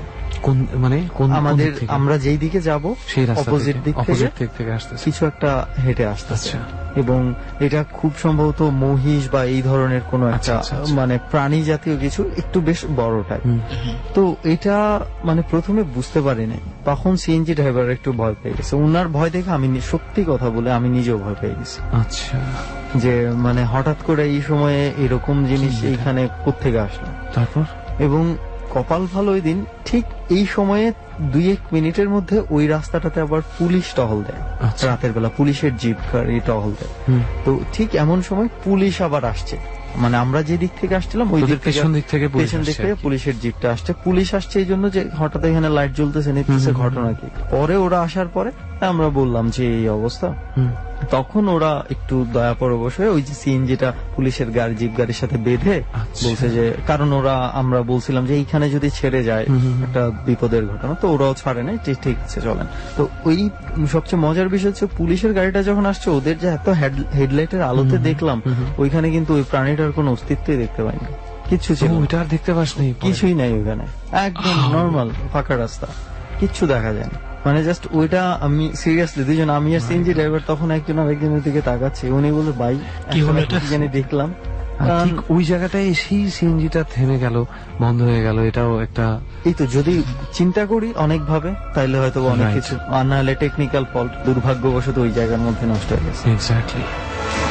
কিছু জায়গায় মনে হয় আছে যেখানে গেলে আসলেই কিছু না কিছু ঘটবেই, জানি না আজকে এখানে কিছু ঘটে যায় কিনা। বিষয়টাই এমন, কখনোই মিলে না, আমরা সবাই একসাথে থাকলে ভয়। আচ্ছা, তো মামুন ভাই, আমরা যেটা ডট টিমের কাছে শুনেছিলাম আপনার নিজের আরো কিছু ঘটনা আছে, সো আমরা একটু সেই ঘটনার দিকে যাই এবার। হ্যাঁ, আমার আরেকটা ঘটনা, ওটাও আমি এখন বলি সবার সাথে। প্লিজ আমরা শুরু থেকে ঘটনাটা শুনি। হ্যাঁ, তো তখন আমি গ্রামে থাকতাম, বেশ কয়েক বছর আগের ঘটনা এটা। আমাদের গ্রামে হচ্ছে আমাদের বাড়ির পাশে বিল আছে, পুকুর, বিল। তো ওইগুলায় প্রচুর মাছ আসে আর কি আমাদের এদিকে। বিল বা ওই যে পানি আসে, মাছ, এগুলো কিন্তু স্বপন দেখছে সবকিছু। আমার মাছ ধরার অনেক নেশা, আমি মাছ ধরতে পারি প্রচুর। ওখানে আমাদের বর্ষাকালে পানি যখন কমে যায়, তখন মানে মাছ ধরার প্রচুর একটা ইয়া থাকে সবার মাঝে। তখন পলো, মানে অনেক হয়তো চিনবে, পলো দিয়ে মাছ ধরে আর কি। তো ওইটা দিয়ে আমরা মাছ ধরতাম। মানে মাছ ধরার সিস্টেমটা হচ্ছে এরকম যে খুব বুড়ে যেতে হবে। আচ্ছা, বুড়ে যাওয়া লাগবে, যে যত বুড়ে যেতে পারে মাছ তত বেশি হবে। তো ওইটা করতাম নিয়মিত, ওই মাছ ধরতাম পলো দিয়া। অনেকে দেখতো 10 জন 15 জন সবাই মিলে মাছ ধরতাম। তো ওই যে মাছ ধরতাম, মানে খুব বুড়ে উঠতে হবে, এটা আমার মানে নেশা হয়ে গেছে একবারে। আচ্ছা, ঘুমাতে যাওয়ার আগে আমার এটাই চিন্তা যে আমাকে বুড়ে উঠতে হবে, মাছ ধরতে হবে। তো একদিন মানে এই চিন্তা নিয়ে ঘুমাচ্ছে যে আমি বুড়ে উঠে মাছ ধরতে যাবো। তখন ঘুমের মধ্যে আমি শুনতেছি কি যে আমাকে আমার প্রতিবেশী একজন মাছ ধরতে যায়, ও এসে বলতেছে কি, এই মামুন তাড়াতাড়ি উঠ, সকাল হয়ে যাচ্ছে। কয়েকবার বলার পরে আমি একটু সজাগ হয়েছি যে কে বলছে, আমি অমুক, তাড়াতাড়ি আয়, মাছ সকাল তো হয়ে যাচ্ছে। তো আমি বললাম যে আচ্ছা ঠিক আছে, তুই দাঁড়া, আমি আসতেছি। পরে ও বলছে আমি যাচ্ছি তুই তাড়াতাড়ি আয়। এটা বলে ও চলে গেছে। তো এই যে আমাকে ডাকতেছিল, আমি সজাগ হইয়া আমি বললাম কি পলোটা নিয়ে আর মাছ ধরার ইয়েটা নিয়ে আমি মানে রওনা হয়ে গেলাম। কয়টা বাজে কি অবস্থা আমি কিছু জানি না। আমাকে একজন ডাকে গেছে, আমি চলে গেছি, ভাবছি যে ও আগেই চলে গেছে, আমি লেট করে ফেলতেছি, আমি আরো তাড়াতাড়ি করে চলে গেলাম। যাওয়ার পরে ওখানে পানিতে নামার আগে আমরা প্রতিদিন যেটা করি সেটা হচ্ছে যে সবাই আসার জন্য ওয়েট করি, সবাই একসাথে নামি, নাইমা মাছ ধরি। তো ওইখানে যাই দেখি আমি একটা লোকও নেই। চিন্তা করলাম যে এখনো কেউ আসে নাই, আমি কি সবার আগে চলে আসলাম? তখন ভাবলাম যে আমাকে যে ডাইকে আসছে ও তো আসার কথা, আর কেউ না আসলে ও কোথায়, ও তো নাই। পরে বললাম যে ও হয়তো বা কোথাও আশেপাশে কোথাও গেছে, আসবে হয়তো, আমি একটু ওয়েট করি। অনেকক্ষণ অপেক্ষা করলাম, কেউ আর আসে না। আমার একটু ভয় লাগতেছে যে প্রতিদিন সবাই এত লোক আসে, আজকে কেউ আসতেছে না কেন, আর আমাকে যে ডেকে আসছে সে কোথায়? তখন আমি অপেক্ষা করতেছি, 2 জন লোক আসছে। তো আমরা প্রতিদিন যারা একসাথে মাছ ধরি ওরা কিন্তু সবাই মোটামুটি চিনি, ওই 2 জন লোককে আমি চিনি না। আচ্ছা, মানে 2 জন লোক আসছে, অনেক কালো। তো বললাম যে কে এগুলো, চিনি না কিছু না। বললাম যাই হোক, যাই আসছে পাশের গ্রাম থেকে হতে পারে, হ্যাঁ হয়তো বা অপরিচিত, প্রথমবারের মতো আসছে এরকম। তো ওরা বললো কি মামুন ভাই চলেন নেমে যাই। বলছে আরো তো অনেক আসবে, সবাই আসুক। বলছে আজকে কেউ আসবে না, আজকে আমরা 3 জনেই মাছ ধরবো, অনেক বেশি মাছ পাবো।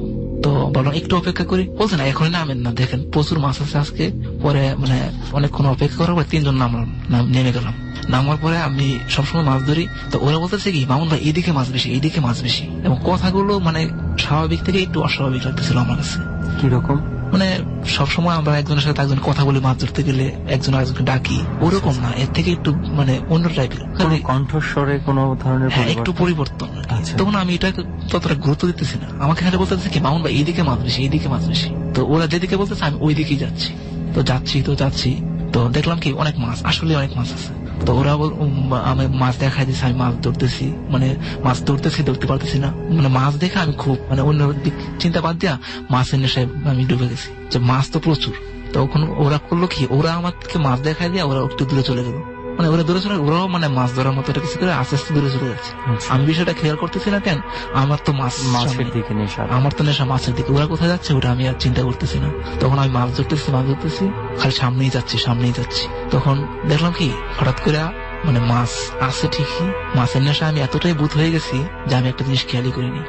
হঠাৎ করে যখন আমি খেয়াল করলাম, এটা আমার মাছ ধরার জীবনে আমি কখনো এরকমটা কল্পনা করতে পারিনি। আমি দেখলাম কি যে একটা লাশকে মাছ খাচ্ছে, মাছ মস্তক মাংস টুকরা খাচ্ছে, মানে খাদ্য খায় মাছ এরকম, কিন্তু এটা লাশ। আমি তো ভয় পেয়ে গেছি। ওই 2 জন লোক কোথায় নাই, আপনি একা? তখন আমি তখন একা, সব দিক দিয়ে নীরব, মানে মাছগুলো মানে খাওয়ার মতো খাচ্ছে, আমি তাকায় দেখতেছি। পরে যখন আমি দেখলাম, আমি তো বুঝে গেছি যে আমার তো একটা কিছু হয়ে গেছে। আমি ওখান থেকে তাড়াতাড়ি করে চলে আসলাম প্রাণে। আসার পরে এসে দেখি 2 জন লোক আসছে। ওই 2 জনই? ওই 2 জন না, আবার অন্য 2 জন, মানে যারা মাছ ধরতে আসছে ওরা আসছে। আচ্ছা। আসার পরে বললো যে কি ব্যাপার তুই আগেই নামে গেলে? ওরা বলছে যে কেউ আসতেছে না, লেট হয়ে যাচ্ছে। আর 2 জন ছিল, ওরা কোথায় গেছে আমি বলতে পারছি না। ওদেরকে এই ঘটনাটা বললাম। পরে বলছে তুই তো বড় বাসা বেশি গেছিস। বলছে কিরকম? পরে বলতেছি তুই অনেক আগে চলে আসছিস। তখন চিন্তা করে দেখছি যে আমি চলে গেছি রাত 3টার আগেই। কিন্তু তখন অনেক অন্ধকার থাকার কথা না? অন্ধকার থাকার কথা, কিন্তু ততটা না, পানিতে মানে মোটামুটি দেখা যায় সবকিছু। আচ্ছা, পানি তো। ওরা যখন আসলো তখন যেই একটা লাশ আপনি খেতে দেখলেন, মাছ খাচ্ছে, তখন ওটা ছিল না? তখন আমি টানে চলে আসছি, দৌড়ে চলে আসছি। ওইটা আমি বলতে পারি। ওদেরকে আমি বললাম আমি চলে আসছি, এবং ওই টাইমটাতে আজান দিয়ে ফেলছিল। আচ্ছা, মানে সবার কাছ থেকে যেটা শুনি ব্যাপারে সেটা হচ্ছে যে আজান দিয়ে ফেলে নাকি এই জিনিসগুলো আর থাকে না, আজানের আগেও এই পানিতে মাছের সাথে বা এগুলাই থাকে। তো ওই টাইমটাতে আমি যে মানে মাছের নেশা আগে চলে গেছি, আর আমাকে কে ডাকছিল সেটা আমি আদৌ বলতে পারবো না। ওখানে হচ্ছে কি এরকম একটা ঘটনায় ঠিক 1-1.5 বছর আগে একটা লোক মারা গেছে এখানেই। আচ্ছা, মানে এখানে বলতে কি এই বিলেই এক সাইডে আর কি। এবং ও মারা যাওয়ার পরে ওর মরা লাশটা পানিতে পয়সা ছিল। কিভাবে এই ধরনের ঘটনা কিভাবে মারা গেছে এটা ও জীবিত থাকলে হয়তো আমরা ঘটনা জানতে পারতাম, কিন্তু ওটা জানা মানে কিন্তু তার লাশটা পাওয়া গেছে একটা সাইডে, মানে বিলের একটা সাইডে পাওয়া গেছে একদম। মানে সে কি মাছ ধরতে গেছিল নাকি অন্য কোনো কারণে? তার মাছ ধরা, মানে তারও মাছ ধরা এসেছে।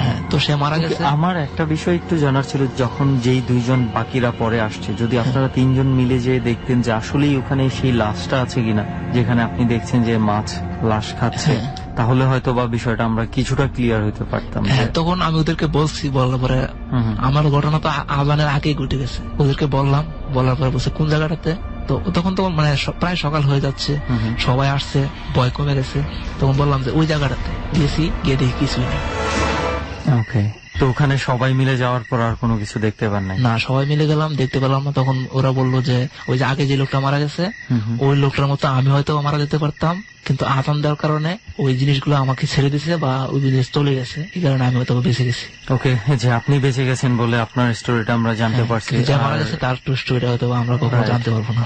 তো অনেক ধন্যবাদ মামুন ভাই যে এই ঘটনা কয়েকটা শোনানোর জন্য। তো এবার তো গ্রুপে আরো অনেকেই আছে, তো এবার আমরা একটু তাদের দিকে মুভ করি, তাদের স্টোরি শোনা বাকি রয়ে গেছে। ওকে, এবার গ্রুপের বাকি মেম্বারদের দিকে আমরা চলে যাচ্ছি। এতক্ষণ ধরে আমরা শুনলাম স্বপন এবং মামুন ভাইয়ের ঘটনা। এবার হচ্ছে আমরা যাদের কাছে যাচ্ছি, পরিচয়টা একটু প্রথমে আপনার কাছেই জানি। আমি গাজী ফাইজুল ইসলাম। ওকে, ফাইজুলের ঘটনা আমরা শুনবো। ফাইজুলের কাছে যাওয়ার আগে আরো একজন আছে, আমরা যেটা রেহানও কিছুক্ষণ আগে বলেছিল, তার কাছে আমরা একটু যাই, যে সে অনেকক্ষণ যাবৎ বসে আছে এবং তার ঘটনা শোনার জন্য আমরাও খুব অপেক্ষা করছি। আমি জানি সবসময় যখনই তার কাছে গেছি আমরা খুব ইন্টারেস্টিং কিছু ঘটনা পেয়েছি। তো সুফল, কি অবস্থা, কেমন আছেন? হাই, আমি অনেক ভালো আছি। তবে একটা বিষয় সেটা হচ্ছে যে আসলে এখন আমরা যে প্লেসে আছি এই প্লেসটা আমার জন্য মোটেও নিরাপদ না। কেননা এর আগে আমার সঙ্গে অনেক ঘটনা ঘটেছে। যারা আমার ট্রিটমেন্ট করেছে, হুজুর যারা, তারা বলেছে আমার জন্য এরকম প্লেস আসলে নিরাপদ না। তারপরেও এরকম একটা শ্মশান, যেটা অনেক আগে শ্মশান ছিল, মরা শ্মশান, সেখানে আমরা বসে আছি। জানি না কি ঘটবে, আল্লাহ না করুক। আই হোপ যে কিছুই ঘটবে না, কারণ অ্যাটলিস্ট টিম সেই ব্যবস্থাটা করেছে যতদূর সম্ভব। তারপরেও আসলে তো বিপদ কারো বলে ভয়টা তো মনের মধ্যে থাকবে। এইখানে সুফলকে একটা এক্সট্রা থ্যাঙ্কস দিতে হয়। সুফল এই রিস্কটা নিয়েছে শুধুমাত্র ডরের প্রতি ভালোবাসা, ডরের টিমের প্রতি তার ভালোবাসার জন্য সে এই রিস্কটা নিয়েছে। সে আমাদের সাথে এই জার্নিতে এই শ্মশানের মধ্যে এসছে। তো আমরা সুফলের ঘটনা তো শুনবো, তার আগে আমরা ফাইজুলের ঘটনার দিকে চলে যাই। ফাইজুল, আপনার যেই ঘটনাগুলো আছে, শুরুতে কোনটা দিয়ে শুরু করতে চান? কোন ঘটনাটা? আমাদের এলাকায় একটা চাচা আছে। ওকে ফাইজুল, এক মিনিট একটু আমি ইন্টারাপ্ট করি। এই আপনার ঘটনায় যাওয়ার আগে বলেন তো যে কখনো এত রাতে এই ধরনের শ্মশানে আর কখনো যাওয়া হয়েছে? আসলে এইরকম জায়গার পাশ দিয়ে গেছি, কখনো এরকম ভাবে কোথাও বসা হয় না, বসে এত রাতের বেলা আড্ডা দেওয়া হয় না। আর এই জায়গাটা যেহেতু খুবই হন্টেড, আমার কাছে নতুন, এখানটা আশেপাশে কোনো বাড়ি ঘর নাই, কোনো মানুষের ছায়া নাই, শুধু আমরা কয়েকটা মানুষ এখানে বসে আছি। খুব ভয় লাগতেছে। আই হোপ যে আপনার জীবনে আমি যেটা শুনেছি, মানে টিমের কাছে, এর চেয়েও ভয়ঙ্কর কিছু ঘটনা আপনার কাছে আছে। জি, তো আমরা সেই দিকে যাই এবার। তো আমাদের এলাকায় যে চাচাটা আছে। কোন এলাকা এটা? আমাদের ঢাকা নবাবগঞ্জে। তো আমাদের এলাকায় মোটামুটি হিন্দুদের বসবাস। তো হিন্দু লোকটা নাম ধর্মচান। ওকে, তো এটা অ্যাটলিস্ট 30-40 বছর আগের হবে। ওই সময় খুব যাত্রার খুব প্রভাব ছিল, মানুষের দূর দূরান্তে যাইতো, এন্টারটেইনমেন্ট যাত্রাটাই ছিল। তো ঘুম করে রাত্রে যাত্রা দেখার জন্য সে অনেক রাত্রে গেছে এবং দেখা যায় যে রাত কয়টা হয়েছে সে তার নিজেও জানে না। দেখা যায় যাত্রা শেষ হয়েছে, সে ভোর রাতের আগদে এইরকম মুহূর্তে যাত্রা শেষ হয়েছে। ওইখান থেকে হাইটে আসতে হবে। তখন হাতের টর্চ লাইট কিছু ছিল বা কারো কাছে হারিকেন ব্যবহার করতো, এরকম ছিল। তো ওইখান থেকে বাড়ি থেকে প্রায় 2-3 কিলোমিটার দূরে হবে ওই লোকেশনটা। আচ্ছা, বাড়ির দিকে সে আসতেছে। তো আমাদের এলাকায় ঢোকার সময় একটা জায়গা আছে, এটার নাম হয়েছে শ্মশানঘাট প্লাস। ওইখানে একটা ছাড়া বাড়িঘর ছিল একটা সময়, কিন্তু এখন নাই। তো ওই রাত করে 2-3 কিলোমিটার হাইটে ওইখানে আসবে, সারা বাড়ির ওই পাশ দিয়ে। ওইখানে এর আগে 2-1টা ঘটনা ঘটছে এরকম, যে রাত্রে ফাঁসি দেওয়া মানুষ মরে আসছিল ওইখানে, সুইসাইড কেস ওইখানে আসছে। তো সে এজ ইউজুয়াল যাত্রা লেখা প্রতিদিনই আসে এরকম, বা যখন যাত্রা হয় তখন আসে। তো আসার সময় একটা ছোট একটা খাল আছে, খালে হালকা পানি চলে যাওয়ার মুহূর্তে হালকা পানি পা একটু ভিজাইতে হয় আর কি, কিরকম। তো ওইখান দিয়ে সে যাবে এরকম একটা অ্যাটাম দিছে। তো যাওয়ার সময় সে পাটা পানিতে ফেলছে। তো তার পাশ থেকেই সে ফিল করতেছে যে আরেকটা মানুষও এরকম পা ফেলছে। ডর মানে ভয়। ডর। ছোট একটা খাল আছে, খালে হালকা পানি চলে যাওয়ার মুহূর্তে হালকা পানি পা একটু ভিজাইতে হয় আর কি, কিরকম। সে যাবে এরকম একটা অ্যাটাম দিছে। তো যাওয়ার সময় সে পাটা পানিতে ফেলছে। তো তার পাশ থেকেই সে ফিল করতেছে যে আরেকটা মানুষও এরকম পা ফেলছে, বাট সে কিন্তু একা ছিল। সে এক পা আগায়, ওইটাও এক পা আগায়, মানে ওই শব্দটা মানে তার সাথে কিছু হ্যাঁ, একটা তার সাথে। আসতেছে, হ্যাঁ, কিন্তু কোনো দেখা যাচ্ছে না। সো সে আবার থামে, আবার দেয় পাও, ওই পাটার শব্দ আবার সাথে সে থামলে ওই হ্যাঁ, শব্দ আর হচ্ছে না। সে সামনে শব্দ হচ্ছে না। তো সে পরপর 2টা গাইড দেয় ওই রকম ভাবে। তো সে করছে কি, খুব জোরে একটা দৌড় দেয়, পানিটা পার হয়ে গেছে, পার হয়ে অপর সাইডে গেছে। অপর সাইডে যায় যে দেখতে পায় যে সে একটা কালা, মনে করেন যে যেমন বড় একটা হনুমান বা এরকম লোম, শরীরে লোম ভরা এরকম একটা আকৃতি ওই পাশে। তো সে দেখায়, সে বুঝতে পারছে যে এখানে হয়তো বা সামথিং ইজ রং হেয়ার। তো এরকম মনে করে সে করলো কি, একটু সামনে গেল, সামনের দিকে দৌড় দিল। সে ওই লোম যে আছে ওটাও দৌড় দিল তার সাথে সাথে। দৌড় দেওয়ার ফলে সে যখন আমাকে ঘটনা স্টোরিটা বলতেছিল, তার মানে শরীরের লোমগুলো মানে তারা সে তখনও ভয় পাচ্ছিল বলতে হবে। সে তখনও ভয় পাচ্ছিল, কারণ সে রাত্রেই বলতেছিল আমাকে কাহিনীটা। তো এই মুহূর্তে সে যখন দৌড়ায় গেল, দেখে যে খুব বিকট শব্দ শুরু করছে, সে ধরতে পারলো না, মানে আক্রোশ, খুব মানে বন মানুষের মতো খুব আক্রোশ করতেছে, যে ধরতে পারলো না। এরকম করে সে পিছে তাকায়, দেখে যে বুকের মধ্যে এরকম চাপড়াইতেছে আর হাম জোরে জোরে শব্দ করতেছে। তো এই মুহূর্তে কি করলো, ওইখানে 2টা তাল গাছ ছিল, একটা তাল গাছরে নিয়ে দেখা যায় যে আরেকটার সাথে বাড়ি দিতেছে। সে দেখতেছে এরকম, দেখে যে ঝড় টর শুরু হয়ে গেছে। তো এই যে আচর টাচর কাটতেছে মাছিতে, মানে উল্টা পাল্টা করতেছে সবকিছু। এটা দেখে করছে কি, সে বাড়ির দিকে রওনা হয়েছে, দৌড় দিছে, বাড়িতে যায় তো পুরো এসে হয়ে গেছে। একটা জিনিস আমি বুঝলাম না, যে ওই মানে কালো রোমস জিনিসটা, যেটা ডেসক্রিপশন অলমোস্ট আফ্রিকান গরিলার সাথে মিলে যাচ্ছে, কিন্তু গরিলা আমার মনে হয় এটা শ্রোতা বন্ধুদের জেনে রাখা ভালো, যে গরিলা কিন্তু এশিয়া মহাদেশে কখনোই অ্যাভেলেবল না, এবং এটা একমাত্র আফ্রিকান জঙ্গলেই, তাও এখন খুব রেয়ার, সহজে খুঁজে পাওয়া যায় না। এমনকি ধরে নেওয়া যায় যে আমাজন জঙ্গলেও নেই এখন। কিন্তু কথা হচ্ছে যে এই জিনিসটা যে রাগারাগি শুরু করলো তাকে ধরতে না পেরে, সে কেন পিছু নিল না, পিছনে পিছনে কেন দৌড়াচ্ছিল না বা কিছু? এতক্ষণ তো সে সাথে সাথে আসছে। হ্যাঁ, সাথে সাথে আসছে, কিন্তু সে দৌড় দিছে, কিন্তু তার পিছু নেয় নাই। এর কারণটা আমি জানি না। বাড়িতে খুব জোরে দৌড়ায় যায়, খুব মানে হতাশ ভাবে। সে আবার খুব সাহসী ছিল। তো বাড়ির আরো 2-3 জন মানুষ নিয়ে এসে সে দৌড়ায় আবার ব্যাক করছে ওইখানে, যে দেখবো আসলে কাহিনীটা কি। তাই সে দেখে যে তাল গাছ না, ঠিক আছে, কোনো নাই, কিন্তু যে মাটিতে যে আচর গুলি কাটছে ওগুলি স্পষ্ট বোঝা যাইতেছে যে এরকম আচর কাটছে একদম। আচ্ছা, এই মানুষটা। তো আরেক দিন হয়েছে কি, একদম দুপুরবেলা এই লোকটাই গরুর জন্য ঘাস কাটতে গেছে। তো ঘাস কাটতে যখন আসছে বাড়িতে আসার পর সে খেয়াল করে নেই তার আশেপাশে কে আছে। তো পানি খাইতে গেছে, ঘরের যখন ঢুকছে তখন সে দেখে কি এই লোম যুক্ত এই মানুষটাই নাকি এইরকম আকৃতি তার সাথে তার পাশে দাঁড়ায় আছে এবং তারে জড়ায় ধরছে। একদম দুপুরে, কেউ বাসায় ছিল না, একদম দুপুরে। এইটা দেখার পরে সে সাথে সাথে অজ্ঞান হয়ে গেছে এবং অজ্ঞান হয়ে যাওয়ার পরে বাড়িতে যখন মানুষ আসছে তখন বলে কি হয়েছে, যে এরকম দেখছে। তার তো খুব খারাপ অবস্থা। তারপর কিছুদিন পর সুস্থ হয়েছে।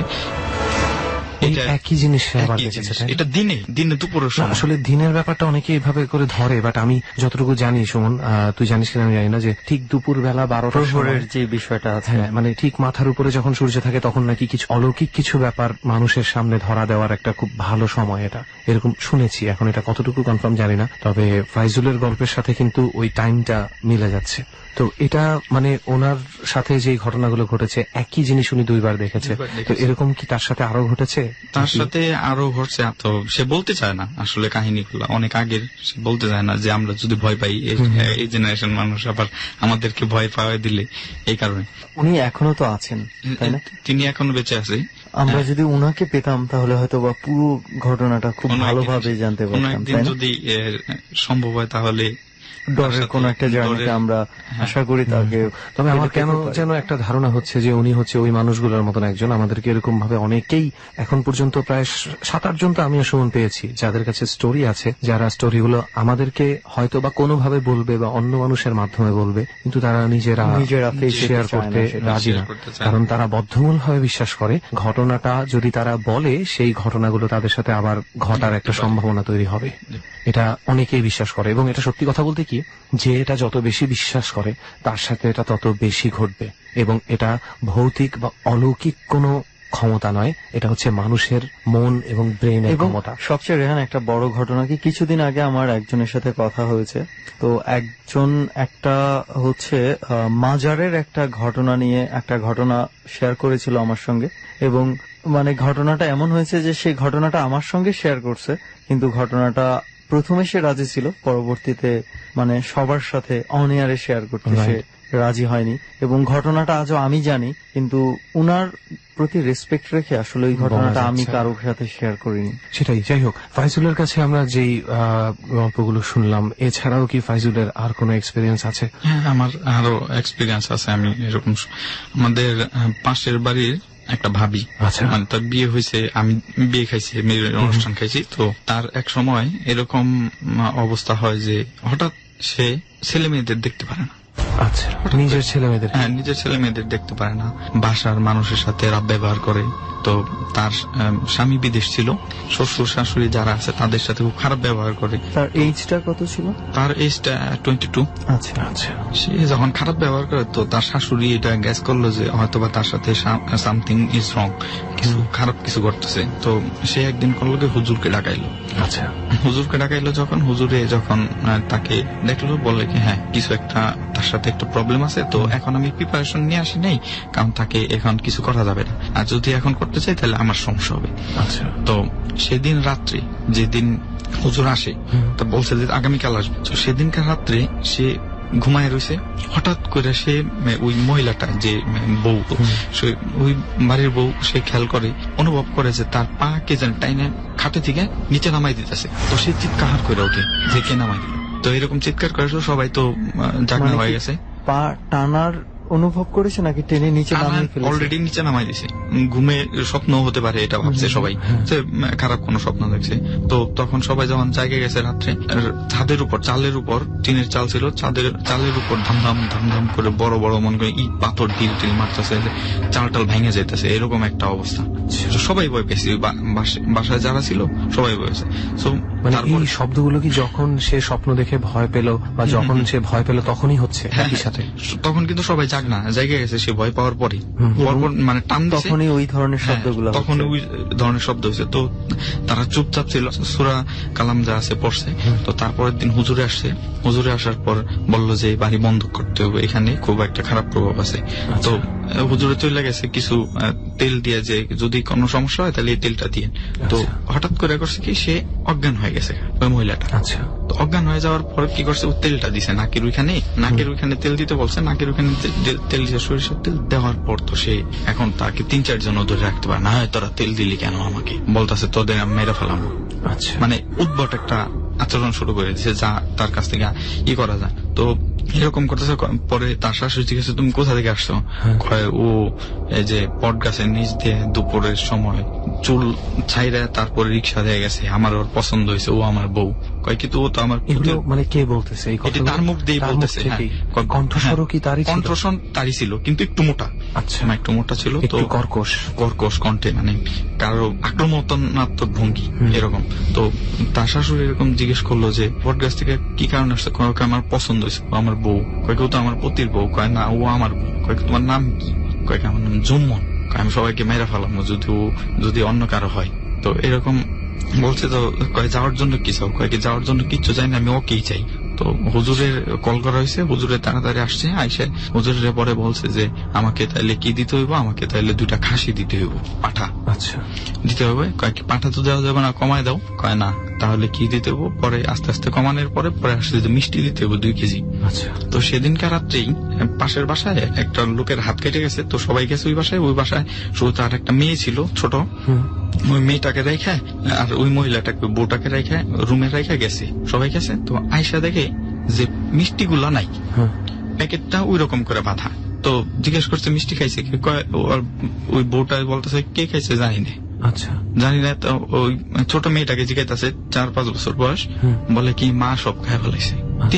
2 কেজি মিষ্টি কিন্তু একটা মানুষের পক্ষে খাওয়া খুবই টাফ, এবং খাইছে ওই প্যাকেটটা আবার ওই রকম ভাবে রাখছে। কয় কি যে আমি জিজ্ঞেস করছে যে তোমাকে দেয় নাই? কয় আমি চাইছি, আমার একটা দিছে। তো এরকম ভাবে খাইছে। তো পরে গেছে ওই ইটাই, ওই তার উপরে যে প্রভাবটা হয়নি, ওই প্রভাবটা চলে গেছে। কিন্তু কয়েকদিন পর আবারও আসছে, এরকম ভাবে তাকে শুধু জ্বালাতন করে। এবং পরবর্তীতে হুজুরে যখন তাকে সবকিছু করাইলো, ওটা ছাড়াই দিল, তো বলল যে আমি যাব, কিন্তু আমি একটা তাকে প্রবলেম করেই যাব, কারণ তাকে আমি পাইনি। আচ্ছা, তো কি প্রবলেম করলো, সেই মহিলাটা খুব একদম শুকনা ছিল, আচ্ছা, একদম শুকনা। তো ওই ছাড়ার পর থেকে ওই মহিলাটা অনেক মোটা হয়ে গেছে, একটা অস্বাভাবিক মোটা, এখন হাঁটতে গেলেও কষ্ট হয়, এরকম ভাবে মোটা হয়ে গেছে। এবং এখনো কতদিনের মধ্যে হলো সেটা? এটা উইথিন 1 মান্থ, 1 মাসের মধ্যে এত পরিবর্তন, মানে কল্পনা করা যায় না। এই ধরনের 1 মাসের মধ্যে এরকম শারীরিক চেঞ্জ? শারীরিক এই চেঞ্জ হয়ে গেছে। সময়ের মধ্যে কি তাকে কোনো কিছু খেতে দেওয়া হয়েছিল, কোনো না, ওষুধ বা ওষুধ কোনো টষুধ কিছু? কিচ্ছু খাইতে কোনো দেয় না, কিন্তু কবিরাজি তার- ওষুধ তার যেটা মাথা- খেলে কিন্তু ভালো লাগবে? একটা কি তার মাথায় মাঝে মাঝে অনেক বেশি মনে করেন যে জ্বালা যন্ত্রণা হয়তো, সেই জ্বালা যন্ত্রণার কারণে সেই মাঝে মাঝে ওয়ালের সাথে করতো, নিজের মাথা নিজে ঠুকতো আর কি। মাথা ঠুকতো। তো এইরকম ভাবে তার পুরা মোটা হয়ে যায়। এবং আপনি কল্পনা করতে পারবেন না, 1 মাস আগে যেই লোকে দেখছে, আমরা দেখছি, সেগুলা কিছুই মিলাইতে পারে না আসলে হইলো কি তার সাথে। এটা আমার একদম লাইভ দেখা। এবং আমি যখন সে পাগলামি করে তখন আমি ভিডিও করে রাখছিলাম অন্য ঘরে, অন্য রুমে থেকে। আচ্ছা, পরবর্তীতে ভিডিও দেখি যে আমার মেমোরি নষ্ট হয়ে গেছে, এরকম একটা। কারণ আমি চাইছিলাম যে ওইটা ডকুমেন্টারি দেখা, তার জামাই যদি আসে তাহলে দেখাবো তাকে। এই ঘটনাগুলো প্রায়ই ঘটছে, আমি বুঝলাম না। আমরা একবার একটা মেয়েকে পেয়েছিলাম, মহিলা হোস্টেলে থাকে, সে ছাদে গিয়ে ছবি তুলে, মানে সেলফি আজকাল সবাই যেটা তুলে, সেও সেটা তুলে নিজের ছবি দেখে নিজেই প্রচন্ড ভয় পেয়ে যায়। মানে তার চোখে নাকি এমন ভাবে তাকিয়েছিল সে নিজেই চিন্তা করতে পারেনি, কিন্তু সেই ছবিটাও নষ্ট হয়ে যায়, সে ছবিটা ওই ক্যামেরায় রাখতে পারেনি।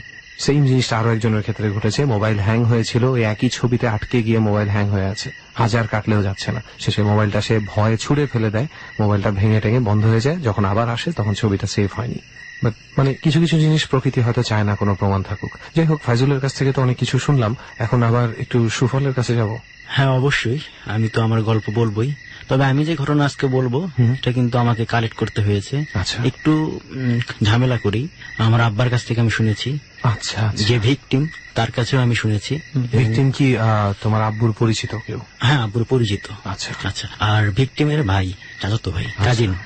আর আরেকজনের কাছ থেকে শুনলে ভালো হতো, তিনি অবশ্য বয়স হয়ে গেছে, মারা গিয়েছেন, যার কারণে তার কাছ থেকে শোনার সৌভাগ্যটা হয় নাই। তো যেখানে ঘটনা যেটা, বগুড়া সোনাতলায়।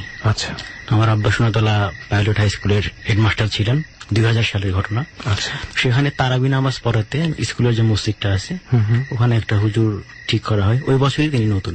আচ্ছা, বলে রাখা ভালো, ওই স্কুলে তখন ছাত্রাবাস ছিল, হোস্টেল, এটা এখন নেই, এটা ভেঙে নতুন বিল্ডিং করা হয়েছে।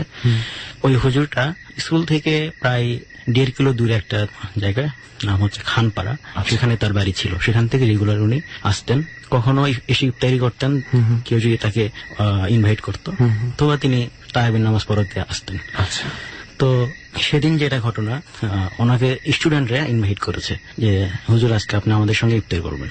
আচ্ছা, তো উনি ঠিক আছে, ইফতারির আগে এসে পড়েছে। এসে যখন মাগরিবার নামাজে যাবে তখন ছোট্ট একটা শিশু তাকে বলেছে যে হুজুর, ইফতারি যেখানেই করেন রাতের খাবারটা কিন্তু আপনি আমাদের সাথে খাবেন। আচ্ছা, বলছে বাবা তোমাকে তো আমি চিনলাম না। তো বলছে যে আমার আব্বা এখানে শিক্ষকতা করে, আপনি দেখেন না, আব্বাকে দেখলে চিনবেন, ওই যে নুরুল স্যারের কোয়ার্টার যেটা, তার পাশের কোয়ার্টারেই আমরা থাকি। আচ্ছা, হুজুর বলতেছে যে কিন্তু আমি তো ওখানে গিয়েছিলাম গতকালকে ওইদিকে, কিন্তু ওই কোয়ার্টারে তো কেউ থাকে না, ভাঙাচোরা অবস্থায় পড়ে আছে। না, আমরা উঠেছি, একটু সাইজ করে নিয়েছি আর কি, আচ্ছা, আচ্ছা, আপনি যাবেন আর কি। হুজুর তখন বলে ঠিক আছে। তো ইফতারি করে, মাগরিবের নামাজের পর ইফতারি করে একটু ওখানে বসে ছাত্রদের সাথে গল্প করে উনি ওই বাড়িটার দিকে গেছেন আর কি। যাওয়ার পরে দেখেন যে তিনি যেরকম দেখেছিলেন অনেকটা ওই রকমই আছে, অন্ধকারেও হলেও মানে আশেপাশ থেকে যে বাড়িগুলো কতগুলো আলো আসতেছিল, তিনি বুঝতে পারছিলেন যে আমি যেরকম দেখে গেছি অনেকটা ওইরকমই আছে। তারপরে তিনি এগিয়ে ওই ভাঙ্গা গেটটার দিকে গেলেন। আচ্ছা, যাওয়ার পর উনি দেখলেন যে একটু দূরে একটা আলো দেখা যাচ্ছে ঘরের ভিতরে, ঠিক ঘর কিনে ওটা বুঝতে পারছেন না। তখন উনি ভাবলেন যে আলো যেহেতু আছে মানুষ অবশ্যই আছে, উনি কিন্তু অন্য কিছু ভাবেন নাই তখন। তখন তিনি গেট দিয়ে ঢুকছেন, ঢোকার পরে তার পায়ের নিচে ভাঙ্গা এটার টুকরো এটা সেটা পড়ছে। তিনি ডাকতেছেন ওই শিশুকে, বাবা তুমি কোথায়, তোমার নাম তো বলো নাই, কিভাবে ডাকি, তুমি কি সামনে আসো, ওটা কি তোমাদের ঘর? আমি তো কিছু দেখতে পাচ্ছি না, শুধু আলোটা দেখতে পাচ্ছি।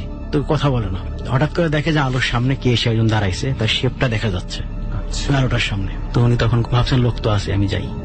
উনি আর না ডাকাডাকি করে সোজা যাচ্ছেন।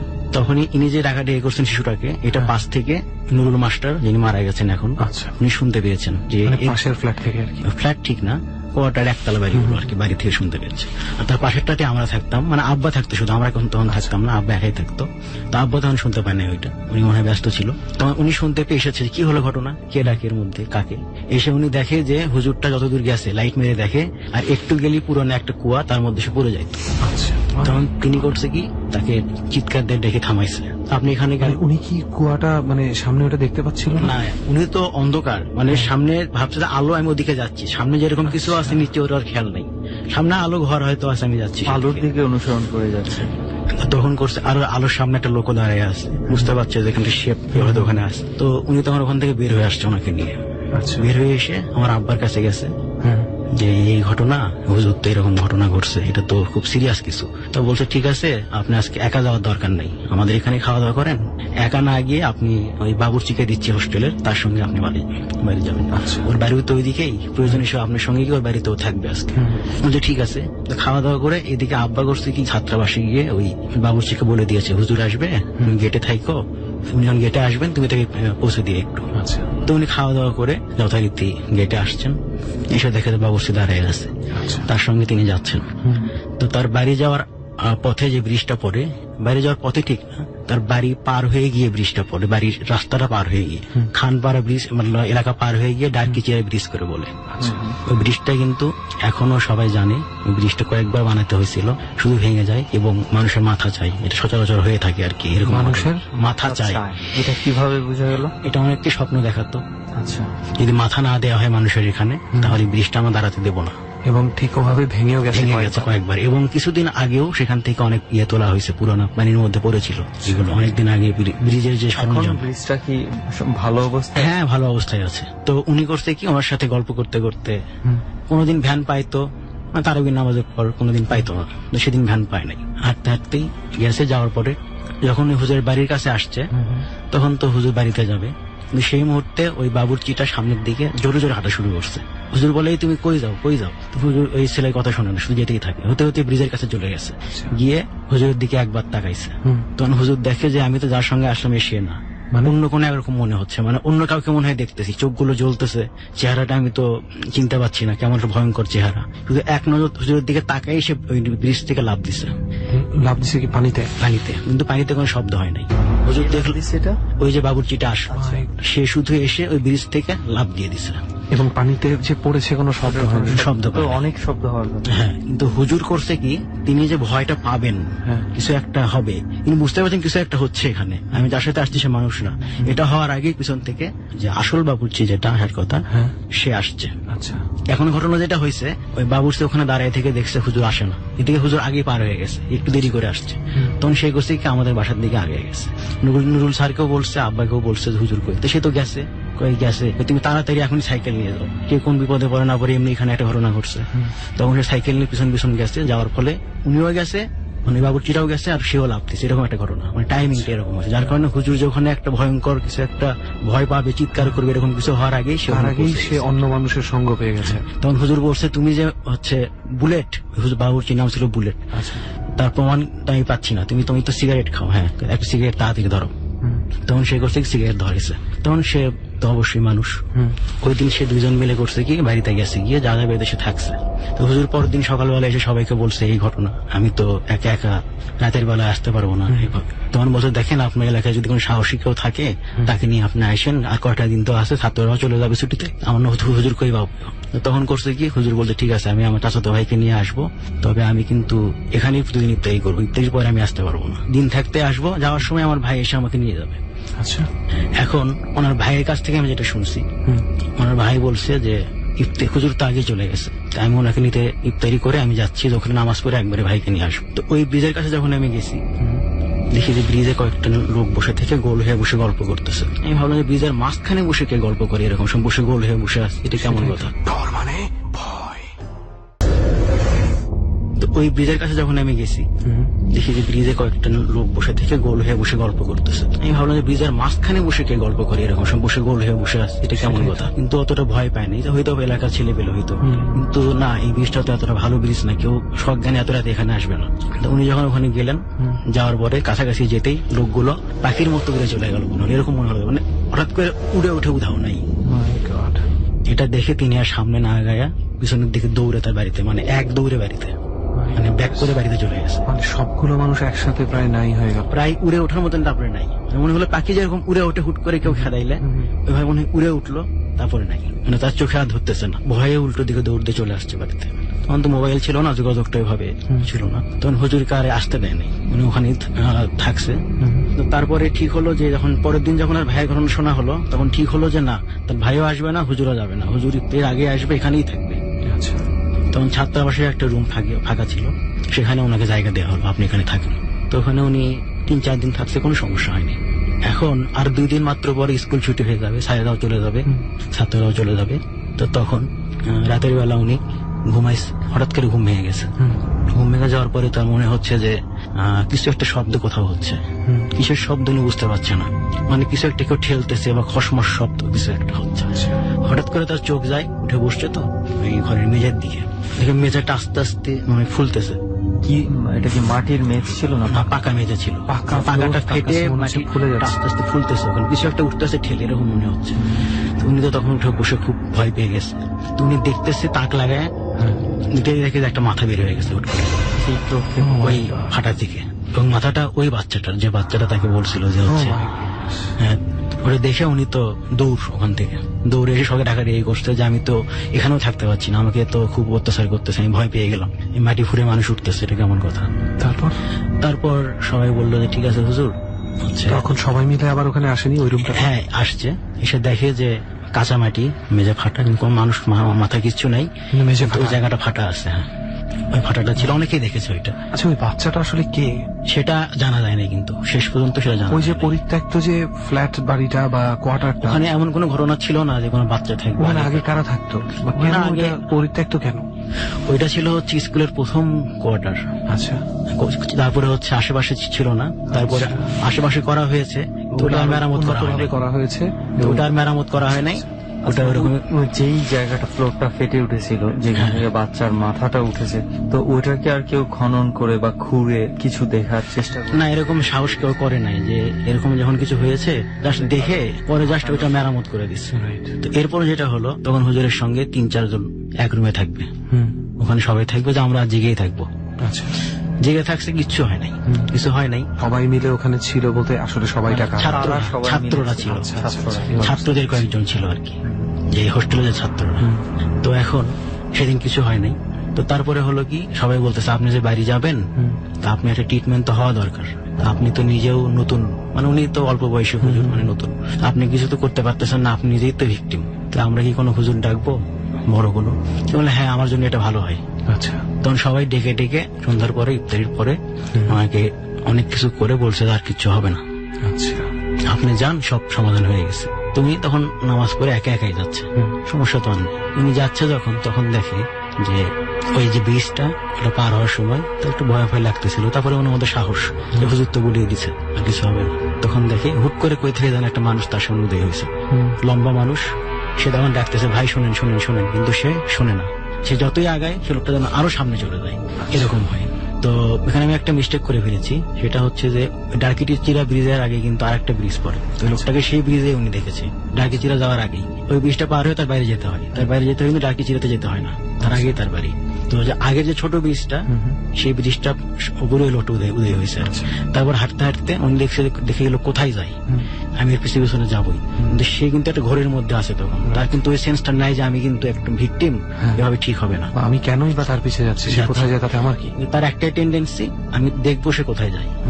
যাইতে যাইতে যাইতে যাইতে অনেক দূর চলে গেছে, ইনি যে অনেক রাস্তা চলে আসছে এটা তার মনে, বোঝার পুকুর নামে জায়গা আছে, সেটাও পার হয়ে গেছে।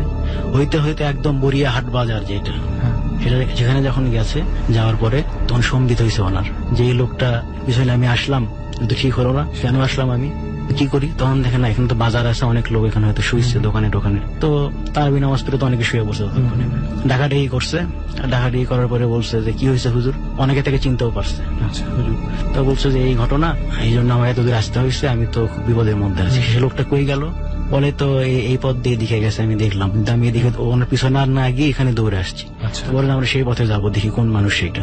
তো উনি যে পথে নিয়ে গেছে সেই পথটা মানে রাস্তা থেকে নেমে ধানের জমির মধ্যে দিয়ে, যে এদিক দেশে নেমে গেছে। সে বলছে ওখানে এসে বলছে যে ওই ধানের জমির মধ্যে দিয়ে নেমে গেছে আর আমি এদিকে চলে আসছি, আমি ওদিকে আর যাই নাই।